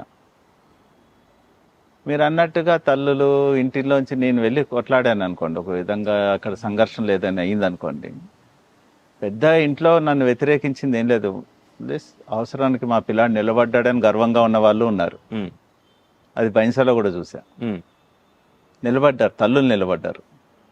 అదే ఆశ్చర్యం. అంద మహిళా శక్తి మామూలుది కాదండి భారతదేశంలో. ఆది పరాశక్తి అంటారు కదా, ఆ శక్తి అమ్మలకు ఉంది. అది నిలబడ్డారు వాళ్ళు. ఇక్కడ నేను ఓల్డ్ సిటీలో కూడా చూశాను. నేను ఒక చిన్నప్పుడు ఒక కర్ఫ్యూలో ఎప్పుడు ఈ ఉంగరం అమ్మ పెట్టింది, ఇది ఉంటుంది. నేను కర్ఫ్యూలో నడుచుకుంటూ అట్లా మేము శాఖ నుంచి సాయంత్రం మా పిల్లలు కర్ఫ్యూ అది వెళ్తుంటే, అరే బిడ్డ ఇది తీసే బిడ్డ, ఇది ఏదైనా దెంగలు అక్కడ ఏదైనా కొట్లాటైతే ఇది ఇరుక్కుపోయినా లేకపోతే ఇంకేదైనా అయితే వాడు గుంజుకున్న దీని గురించి కూడా జరుగుతాయి అని చెప్పి, తిరగండి కానీ తీసేసి తిరగత్తని ఎవరు అనలేదంటే నన్ను ఆ రోజు. అమ్మ ఏదో రోడ్డు మీద ఎవరో తెలియదు నాకు, నువ్వు తిరగత్తు, కర్ఫ్యూలో భయపడి ఇంట్లో కూర్చో, నథింగ్, తిరగాల్సిందే మనం అన్నట్టుగానే చెప్పారు ఆ రోజు. కాబట్టి అట్లా లేదు పరిస్థితి. రెండోది మీరు అన్నట్టుగా రాజకీయ నాయకులు కూడా అట్లా అందరూ లేరు. నాకు తెలిసినంత వరకు చాలా మంది అనేక కేసుల్లో నిలబడ్డారు, లేకపోతే ఇంతవరకు ఓల్డ్ సిటీ బట్ట కట్టేది కాదు. ఒక నరేంద్ర గారు కావచ్చు, బద్దెంబాల్ రెడ్డి గారు కావచ్చు, పోయారు కాబట్టి చెప్తున్నా. అక్కడి నుంచి మొదలు పెడితే ఇప్పటి వరకు చాలా మంది నిలబడుతున్నారు. కొన్ని సందర్భాల్లో అక్కడక్కడ అవసరం దృష్ట్యా నిలబడకపోయి ఉండొచ్చు కూడా, మేబీ. అందరూ ఇప్పుడు అంతే కొత్త రాజకీయ నాయకులు చాలా మంది వచ్చారు, కొంతమంది సిద్ధాంతంగా మనకు అంత దగ్గర కూడా సంఘం నుంచి వచ్చిన వాళ్ళు ఒకలాగా ఉంటారండి, ఖచ్చితంగా. మరి బయట నుంచి వచ్చిన వాళ్ళు న్యాచురల్, అది మనం తప్పట్టుకోవటానికి లేదు అది. సో చేసేవాళ్ళు చేస్తున్నారు, సొసైటీ బాగా నిలబడింది. మీ భయంసార్ నేను చూశాను కదా. అంటే భహింస ఇష్యూలో ఉన్నటువంటి ఆ వ్యక్తులు ఇప్పటికీ కోట్ల చుట్టూ తిరుగుతున్న వాళ్ళు చాలా నాకు తెలిసిన వాళ్ళు. పర్వాలేదులేండి, అందరూ కొత్త మంది ఉన్నారు బాగా. అందరూ 3 సంవత్సరాల బయటపడిన వాళ్ళు ఉన్నాము. ఆ తర్వాత మళ్ళీ కొట్లాటలేని, ఆ కొట్లాట అయితే వాళ్ళు ఇళ్ళని తగలబెట్టేశారు వాళ్ళు ముస్లిమ్స్. అవును, అది తెలుసు మాకు.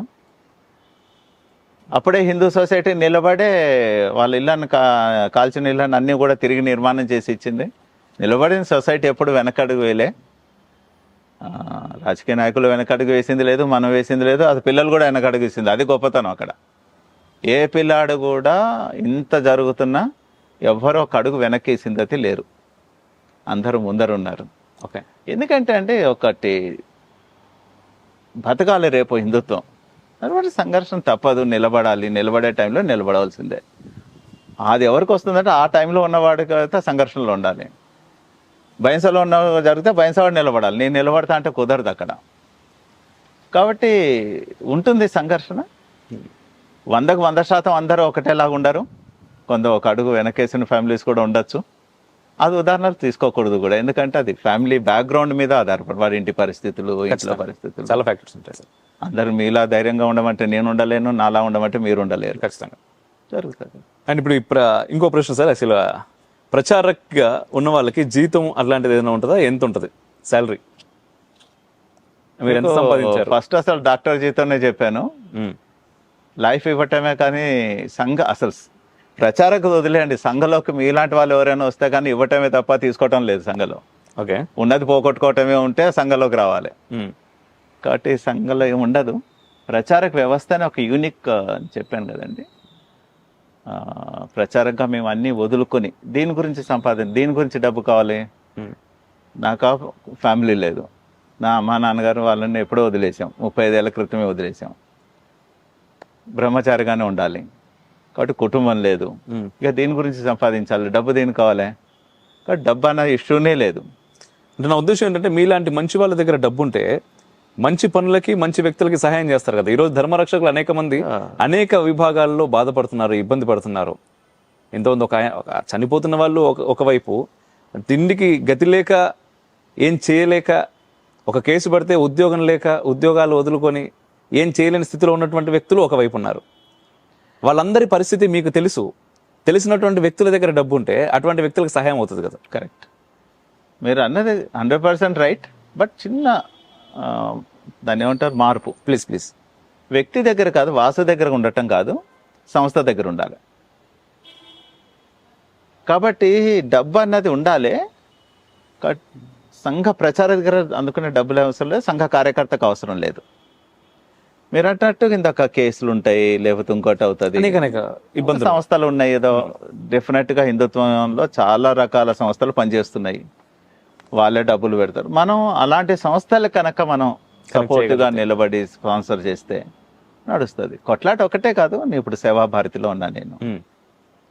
ఇప్పుడు మన హైదరాబాద్ సిటీలోనే ఒక సుమారుగా 300 స్లమ్స్లో సింగిల్ టీచర్ స్కూల్స్, అంటే ఒక ఆడపిల్లలకి ట్యూషన్స్ పేరుతో మంచి సంస్కారం నేర్పాలి, మంచి ఆరోగ్యం ఇవ్వాలి, మంచి ఏంటి చెడు ఏంటి చెప్పాలి. అవి నడుస్తున్నాయి. అవి నడవాలి అంటే కూడా దానికి డబ్బు అవసరం ఉంది. దీనికి సొసైటీ నిలబడి సేవాభారతికి ఇస్తారు డబ్బు, వాసుకి ఇవ్వక్కర్లే. కాబట్టి వ్యక్తికి కాదు, సంస్థకి డబ్బులు వస్తాయి. దాని ఆధారంగా అనేక కార్యక్రమాలు, అనేక సర్వీసే కాదు, మిగతా హిందుత్వానికి ఎటువంటి అవసరాలు ఉన్నాయి అన్ని కార్యక్రమాలకు కూడా డబ్బులు వస్తాయి. ఓకే, ఈరోజు రెడీగా ఉంది సొసైటీ, డబ్బులకి కొదవలేదే సార్. ఓకే, మనుషులకి రావాలంతే. మనుషులు రావాలి, ముందు గుర్తుపెట్టుకోండి, డబ్బులకు అస్సలు కుదవలేదు. అండ్ మీరు ఎప్పుడైనా అనిపించిందా, అంటే ఎక్కడైనా సరే ఒక పని చేస్తున్నప్పుడు కొంత ముందుకు వెళ్ళిన తర్వాత అరే ఇది కాకుండా వేరే చేస్తుంటే బాగుండదేమో అనే ఒక భావన కలుగుతుంది. అట్లా ఈ 35 సంవత్సరాలు ఎప్పుడైనా మీరు రిగ్రెట్గా ఫీల్ అయ్యారు, అరే ఎందుకు వచ్చినా దీనిలోకి, అసలు ఏమొచ్చింది నాకు దీంతో? దేవుడి దయను ఇంతవరకు రాలేదు. మీరు యాక్చువల్ గా మేము 35 అనుకుంటున్నాను, మీరు ఇంకా 2 సంవత్సరాలే కాలేదు అనుకుంటున్నారు కదా. కాబట్టి రాలేదు, రాకూడదని రాదు కూడా.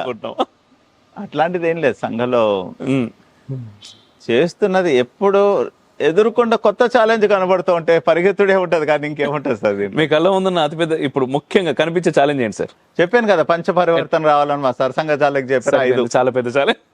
5 చేస్తే చాలు సార్, చాలా అయినట్టు జీవితం అయిపోతుంది మంది. సరిపోయింది. బాగుంది సార్, చాలా బాగుంది. అండ్ అడుగుతున్న కొద్ది ఇంకా చాలా ప్రశ్నలు ఉన్నాయి, చాలా తెలుసుకోవాలనుంది, చాలా అడగాలని ఉంది. అయితే ఇప్పటికే మీ సమయం కూడా చాలా తీసుకున్నాం మేము. అండ్ ముఖ్యంగా ఈరోజు రిఫ్లెక్షన్ చూస్తున్నటువంటి వ్యక్తులకి కావచ్చు అండ్ నార్మల్ భారతీయులకి మీ ద్వారా ఏం చెప్పాలనుకుంటున్నారు మీరు? ఒకటే అండి దీంట్లో, అంటే నేను పదే అదే చెప్తున్నాను అనుకోకండి. ఫస్ట్ భారతదేశంలో అన్నీ కూడా సెట్ కావాలంటే మన ఇంట్లో ఫ్యామిలీ అది ఒక యూనిట్గా ఉండాలి. అది విడిపోయిన రోజు భారతదేశం ఏమీ లేదు. మీరు ఎన్ని చేసినా, ఎన్ని అభివృద్ధి చేయండి, ఎన్ని మాటలు చెప్పండి, ఎన్ని సత్సంగాలు చెప్పండి, ఎన్నైనా చెప్పండి, ఎన్ని దేవాలయాలు కట్టండి, ఏదైనా చేయండి, కుటుంబం అన్నది వీక్ అయిపోతే దేశంలో ఏమీ కాదు. కాబట్టి ఫస్ట్ మనం ఇచ్చే మెసేజ్ ఏంటంటే మనం కుటుంబ వ్యవస్థను మనం కాపాడు. ఉద్యోగరీత్యా వాడు అమెరికాకి వెళ్ళి ఉండొచ్చు, ఇంకొకళ్ళు ఢిల్లీలో ఉండొచ్చు, కానీ మనంతా ఒకటే అన్న భావన మట్టుకు పోకూడదు. అది రావాలి. రెండోది ఉమ్మడి కుటుంబం మళ్ళీ రావాలని కోరుకోవట్లేదు నేనేమి, అది అసాధ్యం కూడా కాదు. కానీ మానసికంగా మటుకు అంతా ఉమ్మడి కుటుంబం అయితే ఉండాలి. ఏదైనా పిల్లల్లో సమస్య వస్తే అందరూ కూర్చొని మాట్లాడుకునే స్థితి ఉండాలి, డైలాగ్ ఉండాలి, ఇది రావాలి.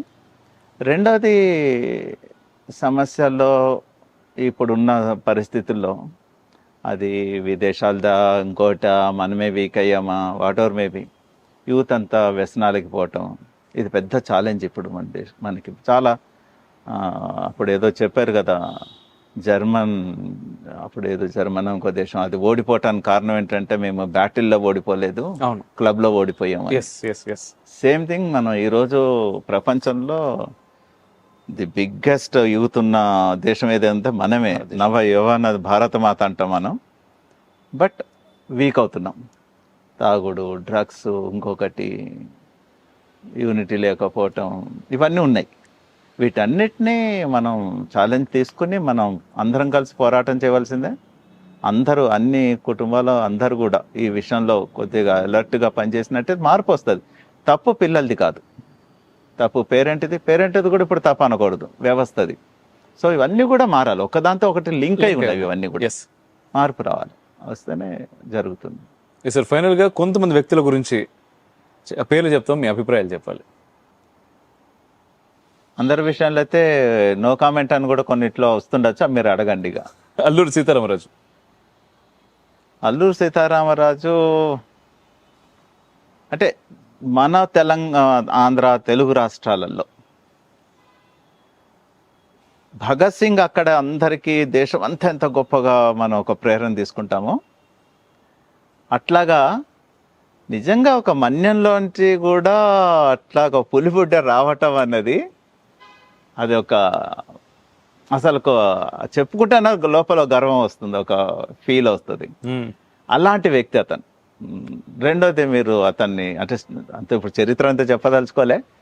ఆయన సన్యాసం వెళ్ళాలని, తర్వాత మళ్ళీ చిట్ట చివరికి సన్యాసంగానే ముగించాడు. ఇలా రకరకాలు ఉంది. ఇప్పుడు చనిపోలేదు, ఇంకోటి అయ్యాడని ఏదో ఎక్కడికి మన సుభాష్ చంద్రబోస్ది చావు ఎంత కాంట్రవర్షియల్ ఉందో వీరిది కూడా అలా నడిచింది. అట్లా ఒక యూనిక్, అదొక ప్రేరణ అల్లూరి సీతారామరాజు. మహాత్మా గాంధీ జాతిపిత అని అంటున్నారు కదండి, వెరీ గుడ్. ఆయన నడిపిన సొసైటీని మొత్తం కూడా నడిపించే ఒక శక్తి ఉంది చూడండి, గొప్ప విషయం. అందుకనే మేము ఏకాత్మతా స్తోత్రంలో పొద్దున్న లేవంగానే మహాత్మా గాంధీ రేవచ అని ఆయన పొద్దున ఆయన తలుచుకుంటాం. ఆనాటి పరిస్థితుల్లో భారతదేశంలో ఉన్న అత్యంత పేదవాళ్ళు, చదువులేని వాళ్ళు, ఇంట్లోంచి బయటికి రాని గృహిణులు, ఇంట్లో ఉన్న మహిళలు, వీళ్ళందరినీ స్వాతంత్ర ఉద్యమం వైపుకి నడిపించటం అన్న చూడండి ఎవరి వల్ల సాధ్యమేది కాదు. చరకానే తిప్పారా, అహింసనే అన్నారా, ఇంకోటి అన్నారా, కానీ ఆ నడిపించిన అంతమంది మహిళలండి మీరు నేను అప్పుడు చదివాను. బట్ మహానటి సినిమాలో ఆవిడ బంగారాలు ఇచ్చారే, అది అక్కడ ఒక్క కేసే కాదు, సావిత్రి గారు ఇచ్చింది ఒక్కటే కాదు. స్వతంత్రోద్యమంలో మంచి మంచి కుటుంబాలు అందరూ కూడా ఒంటి మీద ఉన్న నగలన్నీ గాంధీ గారు వస్తే వచ్చేసి ఇచ్చేసేవాళ్ళు. బంగారం అంటే ఎంత ప్రీతో తెలుసు మహిళలకి. అలాంటి వాళ్ళు కూడా ఇచ్చారంటే అంత మహిళల్ని కూడా ఆ మానసికంగా తయారు చేయటం అన్న నాయకత్వం ఉంది చూడండి. అది భూమి మీద కేవలం ఒకరికి అది గాంధీ గారితోనే అవుతుంది.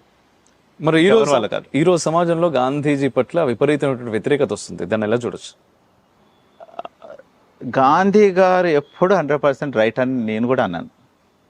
కానీ మహా గొప్ప వ్యక్తి అయితే నేను అంట. తప్పులు అన్నది అందరు చేస్తారు. కొన్ని విషయాలలో అఫీజ్మెంట్ కావచ్చు, ముస్లిం అఫీజ్మెంట్ కావచ్చు, బ్లండర్ మిస్టేక్ అయి ఉండొచ్చు. కానీ అది తప్ప ఒప్ప అన్నది ఈ రోజు మనకు తప్ప అనిపించి ఉండొచ్చు. అది కూడా మనం అంచనా, ఇదే ఒక పెద్ద సబ్జెక్ట్ ఇది నేను అనేది. ఎందుకంటే ఆ కాలంలో అట్లా లేకపోయి ఉంటే ఆయన అనుకున్నట్టుగా స్వతంత్రం వచ్చేది కానీ భావించి ఉండొచ్చు. మేబీ ఆయన పాజిటివ్గానే ఆలోచించి ఉండొచ్చు. దేశ స్వతంత్రం రావాలి, కలిసి ఉండాలి, మనం కలిసి లేకపోతే రాదు, కాబట్టి కలిసి ఉండటానికి ఆయన ఏదో ప్రయత్నం చేసి ఉండొచ్చు. నేను తప్పనట్లే, తప్పుగా కాదు అది. కానీ ఇప్పుడు చూసామనుకోండి, గాంధీ గారు తప్పు అనిపిస్తుంది ఆ రోజుల్లో. కానీ ఆ టైంలో అట్లా ఆలోచించకపోతే స్వతంత్రం రాదని అని భావించి ఉండొచ్చు. పాజిటివ్గానే తీసుకుందాం. ఓకే. అండ్ హెడ్గేవార్జీ కూడా చాలా సందర్భాల్లో గాంధీజీకి సపోర్ట్ చేశారు. అండ్ వారు కూడా కొన్ని సందర్భాల్లో బయటకు చెప్పినటువంటి మాట, పాకిస్తాన్ని భారత్ నుంచి విడగొడతారు గాంధీ అని నేను అనుకోను, వారు ఎప్పటికీ విడగొట్టారని నేను అనుకుంటున్నాను అనే మాట వారు కొన్ని సందర్భాల్లో వెలిబుచ్చినట్టుగా కూడా నేను చదివాను. మీరు అన్నట్టుగా అసలు యాక్చువల్గా డాక్టర్జీ చనిపోయిందేమో 40లో అండి. ఇదంతా కూడా 39లో ఐ థింక్ ఫస్ట్ టైం ఈ విభజన అన్న పదం అప్పుడు వచ్చింది. దానికంటే ముందు ఐ థింక్ 38లోనే ఎప్పుడో ఈ ఓటింగ్ కులాల వారీగా లేకపోతే మతం వారీగా ఓటింగ్ వేయటం లేదో అప్పుడు స్టార్ట్ అయింది. నాకు సరిగ్గా డేట్ గుర్తులేదు. విభజన బీజం అప్పుడు వేశారు. ముస్లింలు వేరే కాన్స్టిట్యున్సీ, వాళ్ళు ఓటింగ్ వేరు, మంది ఓటింగ్ వేరు, ఇట్లా వచ్చింది అప్పుడు. అయితే డాక్టర్జీ కాలంకి అప్పటికే విభజన అంత పూర్తిగా అయితే బలంగా లేదు అప్పుడు. కానీ గాంధీ గారి విషయంలో డాక్టర్జీ మహా భక్తుడు, గాంధీ అట్లా మహా శ్రద్ధ ఉన్నవారు. ఎప్పుడైతే కొన్ని విషయాలలో విభేదించింది ఏంటంటే ఆ మౌప్లా అది కావచ్చు, లేకపోతే శ్రద్ధానందన్ చంపినప్పుడు, స్వామి శ్రద్ధానందన్ చెప్పారే ఆర్య సమాజిస్ట్, ఆయన చంపినప్పుడు, ఇట్లాంటి వాటిల్లో గాంధీ గారు తప్పుగా చేస్తున్నారు ఇది అని వారికి భావన ఉండేది. అక్కడక్కడ దాంట్లో ఆ సందర్భానుచితంగా అప్పుడప్పుడు మాట్లాడింది ఉంది. కానీ గాంధీ వాళ్ళు వారికి మహా గౌరవం అయితే ఉండేది. ఓకే. ఛత్రపతి శివాజీ మహారాజ్ సంఘ ఏ సిద్ధాంతానికి అయితే పనిచేస్తోందో, ఒక రోల్ మోడల్గా, ఒక లైట్ హౌస్ మాకు ఛత్రపతి శివాజీ. రెండోది ఇప్పుడున్న రాజకీయ నాయకులకి, ఇప్పుడున్న సొసైటీకి, ఇప్పుడే కాదు ఎక్కడ ప్రపంచంలో, అందుకనే ఈ వియత్నాం కూడా మీకు వినుండొచ్చు చరిత్రలో. వియత్నాం ఇక్కడ వాళ్ళ ప్రెసిడెంట్ వచ్చారు. వచ్చినప్పుడు మాకు శివాజీ మహారాజ్ స్టాచ్యూ ఎక్కడుందో చూపెట్టమన్నాడు ఆయన. ఈయనకి శివాజీకి ఏంటంటే మాకు గెరిల్లా యుద్ధం నేర్పింది శివాజీ, దాని కారణంగానే మేము యుద్ధం చేసామని. అట్లా ప్రపంచాన్ని మొత్తానికి శివాజీ ఒక రోల్ మోడల్. రాజకీయ నాయకులు కూడా ఎప్పుడు తగ్గాలి, ఎప్పుడు పెంచాలి, ఎప్పుడు కొట్టాలి నేర్పినవాడు శివాజీ. ఆ స్ట్రాటజీ ఉంటేనే దేశం ముందరికి వెళ్తుంది. ఒక అడుగు వెనకేయాలి, అవసరం అయితే 2 అడుగులు ముందర కొట్టాలి. అద్భుతం. చంద్రశేఖర్ ఆజాద్.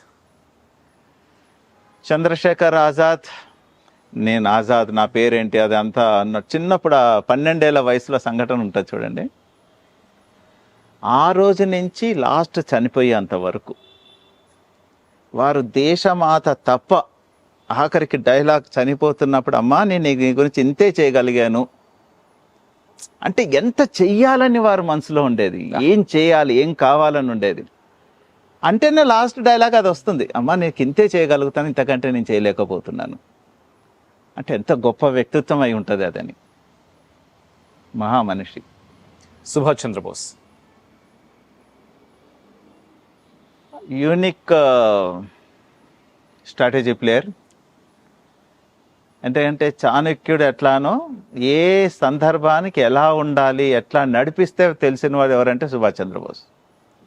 అంటే కాలాన్ని బట్టి నడవాలి. ఆ రోజులో రెండవ ప్రపంచ యుద్ధం, మొదటి ప్రపంచ యుద్ధం జరిగింది, రెండో జరుగుతోంది. అప్పుడున్న వీక్నెసెస్, బ్రిటిషర్స్కున్న వీక్నెస్ ఏంటి, ఎప్పుడు కొట్టాలి, ఎలా కొట్టాలి, స్ట్రాటజీ ఏంది, దాని గురించి ఇట్లాగా ఒక వ్యూహకర్త, పక్కా మంచి వ్యూహకర్త. ధైర్యం ఉంది కూడా. అండ్ చాచా నెహ్రూ గారు కూడా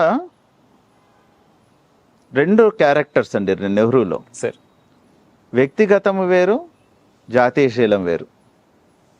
కాబట్టి వ్యక్తిగతం తీసేసేయండి ఆయనది, కానీ దేశం ఎలా ముందరికి వెళ్ళాలి, తప్పై ఉండొచ్చు. నేను అందరివి కూడా వాళ్ళు చేసిన ప్లానింగ్స్ తప్పని కాదు, భావన మటుకు తీసుకోవాలి.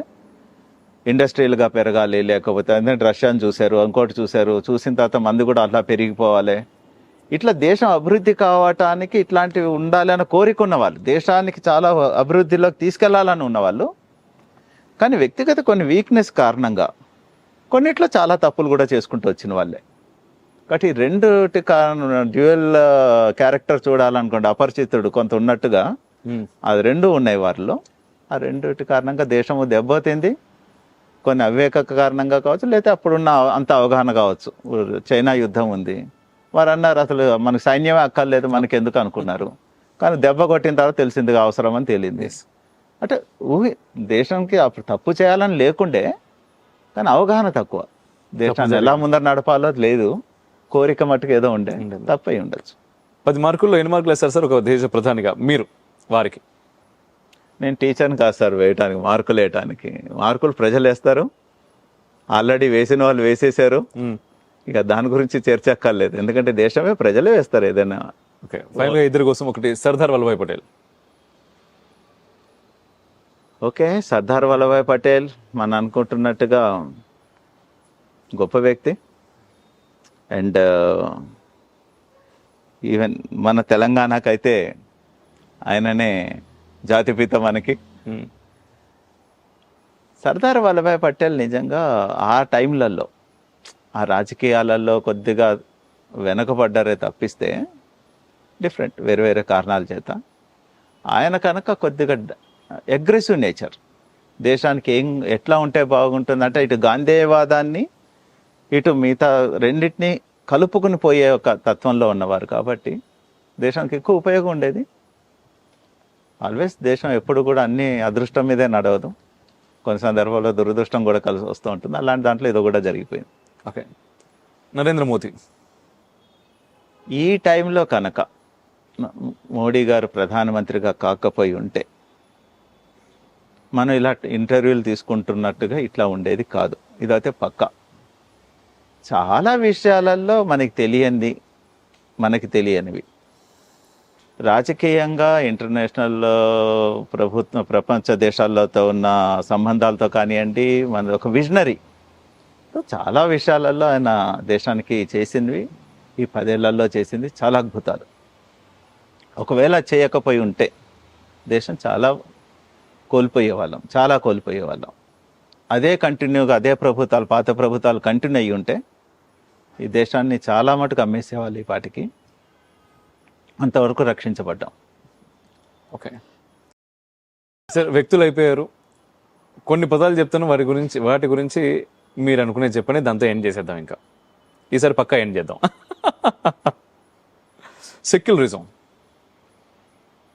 సెక్యులరిజం ఇది విదేశం నుంచి అప్పు తీసుకున్న పదమే. సెక్యులరిజం మనకి నేర్పాల్సిన అవసరం లేదు. మనకి యాక్చువల్ హిందుత్వానికి, భారతదేశానికి, భారతీయ సంస్కృతికి సెక్యులరిజం పదం ఆల్రెడీ మన సెక్యులరిస్ట్. మనం సెక్యులర్ లేకపోయి ఉంటే ఇక్కడ ఒక్కడు కూడా మసీదు కట్టేవాడు కాదు, ఒక్క చర్చ్ వచ్చేది కాదు. కానీ మనం అంత సెక్యులరిస్టులు ఇంకోటి లేరు. కానీ బయట ప్రపంచంలో, బయట ఉన్న వాడుకలో సెక్యులరిజం అంటే కేవలం హిందుత్వాన్ని తక్కువ చేయటము, మిగతా మతాలను పెంచటము, వాళ్ళకి అన్నీ కూడా బెనిఫిట్స్ ఇవ్వటమే సెక్యులరిజం అంటున్నారు. అది తప్పు. సెక్యులరిజం ఒక నిర్వచనం తప్పుగా ఉంది. కాంగ్రెస్, 2 కాంగ్రెస్లు ఉన్నాయి. ఏ కాంగ్రెస్ గురించి? స్వాతంత్రానికి ముందు తర్వాత 2. రెండు చెప్పండి. స్వతంత్రం ముందు కాంగ్రెసే స్వతంత్రంగా పోరాటం చేసింది. సో స్వతంత్రం తీసుకురావటంలో కాంగ్రెస్ యొక్క కీలక పాత్ర ఉంది. అప్పుడున్న వాళ్ళందరూ త్యాగాలు చేశారు. తర్వాత కాంగ్రెస్ అన్నది కాంగ్రెసే కాదు, అది భారత రాజ్యాంగం. భారత రాజ్యాంగం మన అందరినీ కూడా నడిపించేది అదే, అది సుప్రీం. దానికి మనం వేదాన్ని ఎంతైతే ఇంపార్టెన్స్ ఇస్తామో హిందువులు, ప్రతి భారతీయుడు కూడా అదే వేదం మనకి రాజ్యాంగం. రాజ్యాంగంలో అద్భుతం, దాని రచన కావచ్చు, పెద్దలు కావచ్చు, రాజ్యాంగం ఇస్ సుప్రీం. లవ్ జిహాద్. లవ్ జిహాద్ రెండు ఉన్నాయి దీంట్లో. మన వీక్నెస్, మన యొక్క బలహీనత కనబడేదే లవ్ జిహాద్. అందరూ కూడా వాడేదో చేసాడు, మన అమ్మాయిని తీసుకెళ్ళిపోయాడు, అది లవ్ జిహాద్, వాడిది తప్పు అంటాం. నేను అనను. ముస్లిం పుట్టిందే వాళ్ళ మతాన్ని పంచటానికండి, వాళ్ళ తప్పే ఉంది, వాడు రైట్. క్రైస్తవుడు పుట్టిందే క్రైస్తవుని పెంచడానికి, వాడు రైట్ పని చేస్తున్నాడు, వాడు మతానికి తగ్గట్టు వాడు పని చేస్తున్నాడు. మన బలహీనతను పెట్టుకొని లవ్ జిహాదీ ఇలా చేస్తున్నాడు అంటే తప్పు. మీరు చూసే ఉంటారు, కేరళ స్టోరీ సినిమా చూసారా? చూసాను. దాంట్లో ఒక అమ్మాయి చిట్ట చివరికి చెప్తుంది, నాకు మా అమ్మ నాన్న నేర్పలేదు, రాముడు అంటే ఏంటి నేర్పలేదు, ధర్మం ఏంటి నేర్పలేదు, నాకు హిందుత్వం ఏంటో నేర్పలేదు. వాళ్ళు అడిగిన ప్రతి ప్రశ్నకి హనుమంతుడు ఇట్లా ఉన్నాడంటే నాకెందుకు సమాధానం చెప్పే స్థితిలో నేను లేను. మా అమ్మ నాన్న నాకు నేర్పలేదు కాబట్టి నేను అటు పోవాల్సి వచ్చింది. నేను అదే సత్యం అనుకున్నా. నేను ఈ రోజుకి అదే సత్యం. మనం నేర్పట్లేదు మన అమ్మాయిలకి, మన అబ్బాయిలకి మనం నేర్పట్లేదు. మన సంస్కృతి, మన ధర్మము, మన యొక్క ఇతిహాసము, మన రామాయణం, భారతాలు, భగవద్గీత ఏదీ లేదు. కొత్తగా ఏదో బొట్టు పెట్టుకు తిరుగుతున్నామే తప్ప ఏదైతే ఈ రోజు వరకు మనం నేర్పించిన పెద్దలు ఉన్నారో అది మన కింద తరానికి ఇవ్వట్లేదు. అది నేర్పిస్తే లవ్ జిహాద్ కాదు కదా, ఏది కొట్టుకుపోతాయి, అన్నీ కూడా కొట్టుకుపోతాయి. మన వీక్నెస్సే వాడు బలం. అది వాడు బలవంతుడు అయితే కాదు, వాడు ఎప్పటికీ కాలేడు. పిరికివాడే మతం మారి తురకోడయ్యాడు, పిరికివాడే మతం మారి క్రైస్తవుడయ్యాడు. వాడు ఇక్కడ ధైర్యం సార్ వాడికి, వాడు కాదనుకునే అటుపోయినవాడు. కాబట్టి మనం రైట్ ఉంటే వాడు మళ్ళీ దిగొస్తాడు. ఇది గట్టిగా నమ్మవలసిందే. బీజేపీ నేను పార్టీల గురించి తక్కువ మాట్లాడతా సార్, ఎందుకంటే ఎప్పుడు కూడా దేశం గురించి మాట్లాడుతున్న వాళ్ళు పార్టీల గురించి తక్కువ మాట్లాడుకోవాలి. రైట్, ఎప్పుడు ఉన్న పార్టీ ఇప్పుడు ఉంది కాబట్టి ఓకే గుడ్ చేస్తోంది. కానీ ఇందాక నేను చెప్పాను కదా, పార్టీలో బయట వాళ్ళు చాలామంది వస్తారు. దాని కారణంగా బీజేపీ సిద్ధాంతాన్ని ఎప్పుడు తప్పట్టుకోవటానికి లేదు.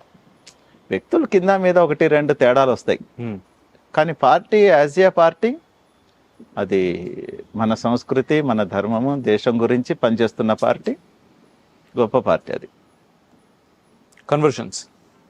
కన్వర్షన్స్ అన్నది ఇందాకనే చెప్పాను, మన బలహీనతే తప్ప, ఏదైనా సరే మన బలహీనతే తప్ప వాడు బలమైన వాడు కాదు. కన్వర్ట్ అవుతే తప్పేంటి అనే వాళ్ళకి మీ సమాధానం కావచ్చు. ఎవరైతే ఇప్పుడు ఈ అమ్మ కాదు ఇంకో అమ్మని చెప్పుకున్న నేచర్ ఉందనుకోండి, వాడికి తప్పేం లేదు. అది ఇప్పుడు అమ్మ ఎట్లా ఉన్నా నా అమ్మనే అండి. నా అమ్మ అందంగా ఉందా లేదా అన్నది పక్కన పెడితే, అందంగా లేదు అక్కడ ఏదో సినీ స్టార్ ఏమో ఇప్పుడు ఎవరెవరు ఉన్నారో తెలియదు, కానీ ఆవిడనైతే అమ్మనైతే నేను అనుకోలేను. అనుకుని పోయాను అనుకోండి, అంతకంత మూర్ఖత్వం లేదు. అది కన్వర్షన్స్ ఈరోజు. ఓకే. హలాల్ దీన్ని ఏదైనా సరే సార్, మీరు దేనికైనా చెప్పండి, వన్ ఆన్సర్. అది వాడి స్ట్రాటజీ, వాడి మతం గురించి వాడి స్ట్రాటజీ. అది మనం ఇంకా హలాల్ ఉన్నదే కొనుక్కుంటాము, హలాల్ ఉన్నదే తింటాము అంటే అది మన వీక్నెస్.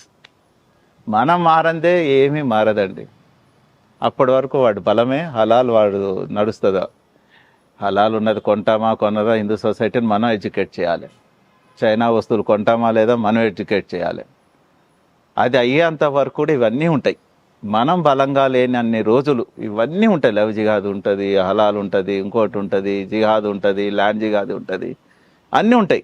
దేశంలో ఎన్ని జరగాలో అన్నీ జరుగుతూనే ఉంటాయి. మనం బలంగా కావాలి. సో బలంగా ఇంకా కావాలి చెప్తున్నా, వెరీ వెరీ స్ట్రాంగ్ కావాలి. బలంగా ఉంది ఓకే, అనుకున్నంత మాత్రమే కాదు, ఇంకా చాలా కావాలి. అది. సో ఫైనల్ గా గోమాత గురించి తల్లి తర్వాత తల్లి సార్, ఇంకే ఉంటుంది ఆవిడ. సూపర్ బాగుంది సార్. అండ్ సినిమాలు చూస్తుంటారా మీరు? ఈ మధ్య రెగ్యులర్ సినిమాలు అయితే చూడను. బాగా నచ్చిన సినిమా? నాకు చాలా సినిమాలు నచ్చుతాయి సార్. నాకు ఈ మధ్యలో సినిమా అంటే ఏదో మనవరాలు వచ్చింది, ఈ మధ్య నాగేశ్వరరావు గారును మీనా.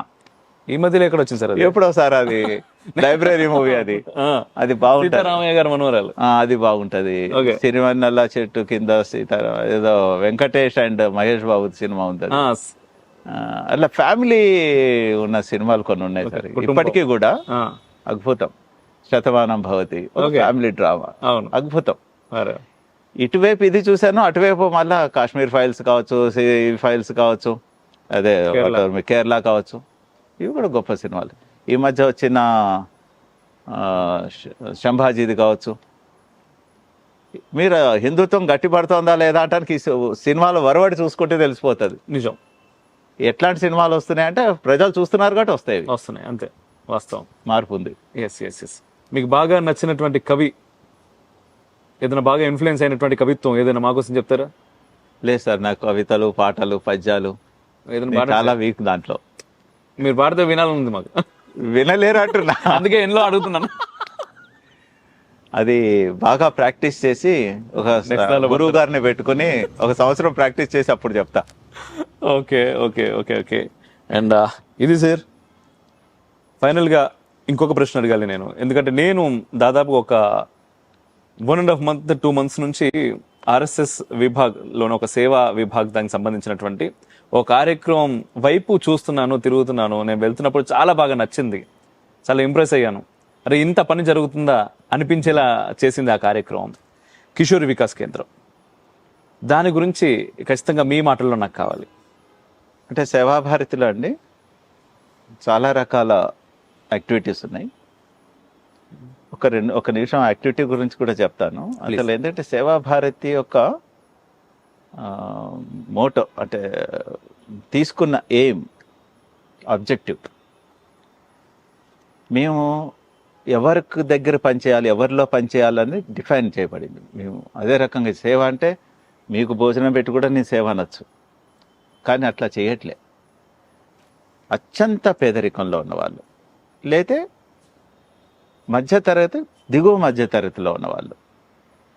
రెండోది కులం కారణంగా ఈ రోజుకి వంచబడుతున్న కులాల కారణంగా అలాంటి వాళ్ళ మధ్యలో వాళ్ళు గౌరవం లేదు. వాళ్ళ కులం దురదృష్టం కొద్దా ఏదో ఆ కులంలో పుట్టినందుకు కారణంగా వాళ్ళ గౌరవం లేదు, దక్కట్లేదు. అట్లాంటి వాళ్ళ మధ్యలో, లేతే వాళ్ళు పని చేస్తున్న కారణంగా, వాళ్ళ యొక్క వృత్తి కావచ్చు, వాళ్ళు పనులు చేసుకుంటున్న కారణంగా వాళ్ళ గౌరవం లేదు. ఉదాహరణకి ఇందాక నేను చెప్పాను, పాకి పని చేస్తున్న వాళ్ళ గౌరవం మనం సొసైటీలో అంత గౌరవం ఉండదు. లేదు కొన్ని ఇప్పుడు ఎయిడ్స్ వచ్చింది, వాళ్ళ పిల్లల్ని దగ్గర మీరు తీసుకోలేరు, కానీ ఎయిడ్స్ అంటదని మీకు తెలుసు, మీకు చదువుకున్న వాళ్ళు అయినప్పటికీ మీరు ఎందుకో దగ్గరికి తీసుకోరు వాళ్ళని. ఇట్లాంటి వాళ్ళు వంచబడుతున్న వాళ్ళు, ఉపేక్షించబడుతున్న వాళ్ళు, పేదరికంలో ఉన్న వాళ్ళ మధ్యలో సేవాభారతి పనిచేస్తుంది. రెండోది సేవాభారతి రెండో రకం కూడా మీరు అనొచ్చు, వరదలు, లేకపోతే నిన్న హెలికాప్టర్ ప్లేన్ పడిపోయినప్పుడు అందరూ వెళ్ళి పనిచేశారు. అక్కడ కూడా చాలా మంది స్వయం సేవకులు 170-200 మంది స్వయం సేవకులు పనిచేశారు. ఇదంతా పీడిత సమాజం. ఇదంతా ఆ టైంలో కరోనా కారణంగా, లేకపోతే తుఫాన్ కారణంగా, భూకంపం కారణంగా ప్లేన్లు పడిపోయి ఇదంతా కూడా వచ్చిన కారణంగా జరిగిన అందరూ బాధితులే. అక్కడ కులం లేదు, అది లేదు, ధనం లేదు, ఏం లేదు, చదువు లేదు, సంబంధం లేదు, అందరికీ ఎఫెక్టెడ్. అది అప్పుడు అందరం పనిచేస్తాం. ఇట్లాంటి దాంట్లో మేము పనిచేస్తున్నాం. దాంట్లో ఎడ్యుకేషన్, హెల్త్ ముఖ్యంగా, అంటే సంస్కారం రావాలి, ఎంపవర్మెంట్ కావాలి, దాని గురించి పనిచేస్తాం. అందుకని మా దగ్గర ఏమంటామంటే ప్రభుత్వాలు అన్నీ కూడా కూడు, గూడు, గుడ్డ, ఈ 3 ఇస్తే డెవలప్ అవుతుంది దేశం అన్నారు. పంచవర్ష ప్రణాళికలు అన్నీ దాని గురించే నడిచాయి. మా ఉద్దేశం అది కాదు అని. ఈ 3 ఇవ్వకూడదు, వాడికి చదువు ఇవ్వాలి, మంచి ఆరోగ్యం ఇవ్వాలి, మంచి సంస్కారం, ఈ 3 ఇస్తే వాడు మిగతా సంపాదించుకుంటాడు. కాబట్టి సేవాభారతి ఆ పని చేస్తోంది. కాబట్టి మీరు ఇందాక అన్నట్టుగా కిషోరీ కేంద్రాలు, స్లంలో ఉన్న అమ్మాయిలని ఇందాక చెప్పాను, మీరు లవ్ జిహాద్ అడిగారు, ఇంకోటి అడిగారు, హిందుత్వం, అమ్మాయిని సంస్కరిస్తే 2 ఫ్యామిలీస్ నిలబడతాయి. నిజం. ఇప్పుడు ఉన్నది, రేపు చాలా వచ్చేది. కాబట్టి అమ్మాయిని సంస్కరించాలి. కాబట్టి 300 స్లమ్స్లో ఈ కిషోరీ కేంద్రాలు నడుస్తాయి. ట్యూషన్ అన్నది, చదువు అన్నది ఒక పార్ట్ అయితే, మిగతా సంస్కారం ఇవ్వటం, హెల్త్ గురించి మాట్లాడటం, ఇంట్లో ఎలా ఉండాలి, బయటికి వెళ్తే ఎట్లా ఉండాలి, ఇలాంటివన్నీ కూడా దాంట్లో వాళ్ళకి నేర్పించబడుతుంది. ఒక ధైర్యం, నిలబడటం అమ్మాయిగా, ఇవన్నీ నేర్పించాలి. అవన్నీ కిషోరీ కేంద్రాలు నడుస్తుంది. అట్లానే హెల్త్ విషయంలో ఉన్నాయి ప్రాజెక్ట్స్ చాలా ఉన్నాయి. అనాథ పిల్లలకు హాస్టల్స్ ఉన్నాయి, స్కిల్ డెవలప్మెంట్ సెంటర్స్ ఉన్నాయి, హాస్పిటల్స్ ఉన్నాయి. స్లమ్స్లోకి వెళ్ళి మొబైల్ సైన్స్ ఉన్న హాస్పిటల్స్ ఉన్నాయి, మొబైల్ వ్యాన్స్ ఉన్నాయి, మెడికల్ వ్యాన్స్, రకరకాల ప్రాజెక్ట్స్. సుమారుగా తెలంగాణ ప్రాంతంలో 1500 ప్రాజెక్ట్స్ నడుస్తాయి. ఇక్కడ తెలంగాణలో, దేశం మొత్తంలో 150,000 ప్రాజెక్ట్స్ ఉన్నాయి. అద్భుతాలు, అవసరాన్ని బట్టి రకరకాల ప్రాజెక్ట్స్ ఉన్నాయి. ఉదాహరణకి చెప్పాలంటే ఇప్పుడు కేరళ ఉందనుకోండి. కేరళలో మీరు సోషల్ అది చూసినట్టయితే, ఇటు కమ్యూనిజం, ఇటు ముస్లిమ్స్, ఇటు క్రిస్టియన్స్, ముస్లిమ్స్, ఈ కమ్యూనిజంలో ఉన్నదంతా హిందూస్. కమ్యూనిజంలో దేవుణ్ణి నమ్మరు, రిచువల్స్ నమ్మరు. ఇవన్నీ ఉన్న కారణంగా, కొన్ని సంవత్సరాలుగా అది వచ్చిన కారణంగా, ఈరోజు చనిపోతే వాళ్ళ ఇంట్లో కర్మకాండ చేస్తారా, అది లేదు, ఉండదు, బలహీనంగా ఉంది. రెండోది, స్థలం లేదు అక్కడ. సో సేవాభారత్ అక్కడ లోకల్ సేవ అవసరాన్ని చూసిన చితాగ్ని అనే ఒక ప్రాజెక్ట్ మొదలుపెట్టింది. మొబైల్ దానం చేసేది ఒక వ్యాన్, జస్ట్ 2 గ్యాస్ బుడ్డీలు 1500 ఇస్తే చాలు. వాళ్ళ ఇంటి దగ్గరే అక్కడ దాంట్లో ఒక పూజారిని పెట్టి, హిందుత్వ రిచువల్స్ తగ్గట్టుగా పూజలు చేసి, వాళ్ళ ఇంటి దగ్గరే దాన్ని దహనం చేసి పంపిద్దాం. అట్లాంటి వ్యాన్స్ 25 వ్యాన్స్ ఇప్పుడు కేరళలో తిరుగుతున్నాయి.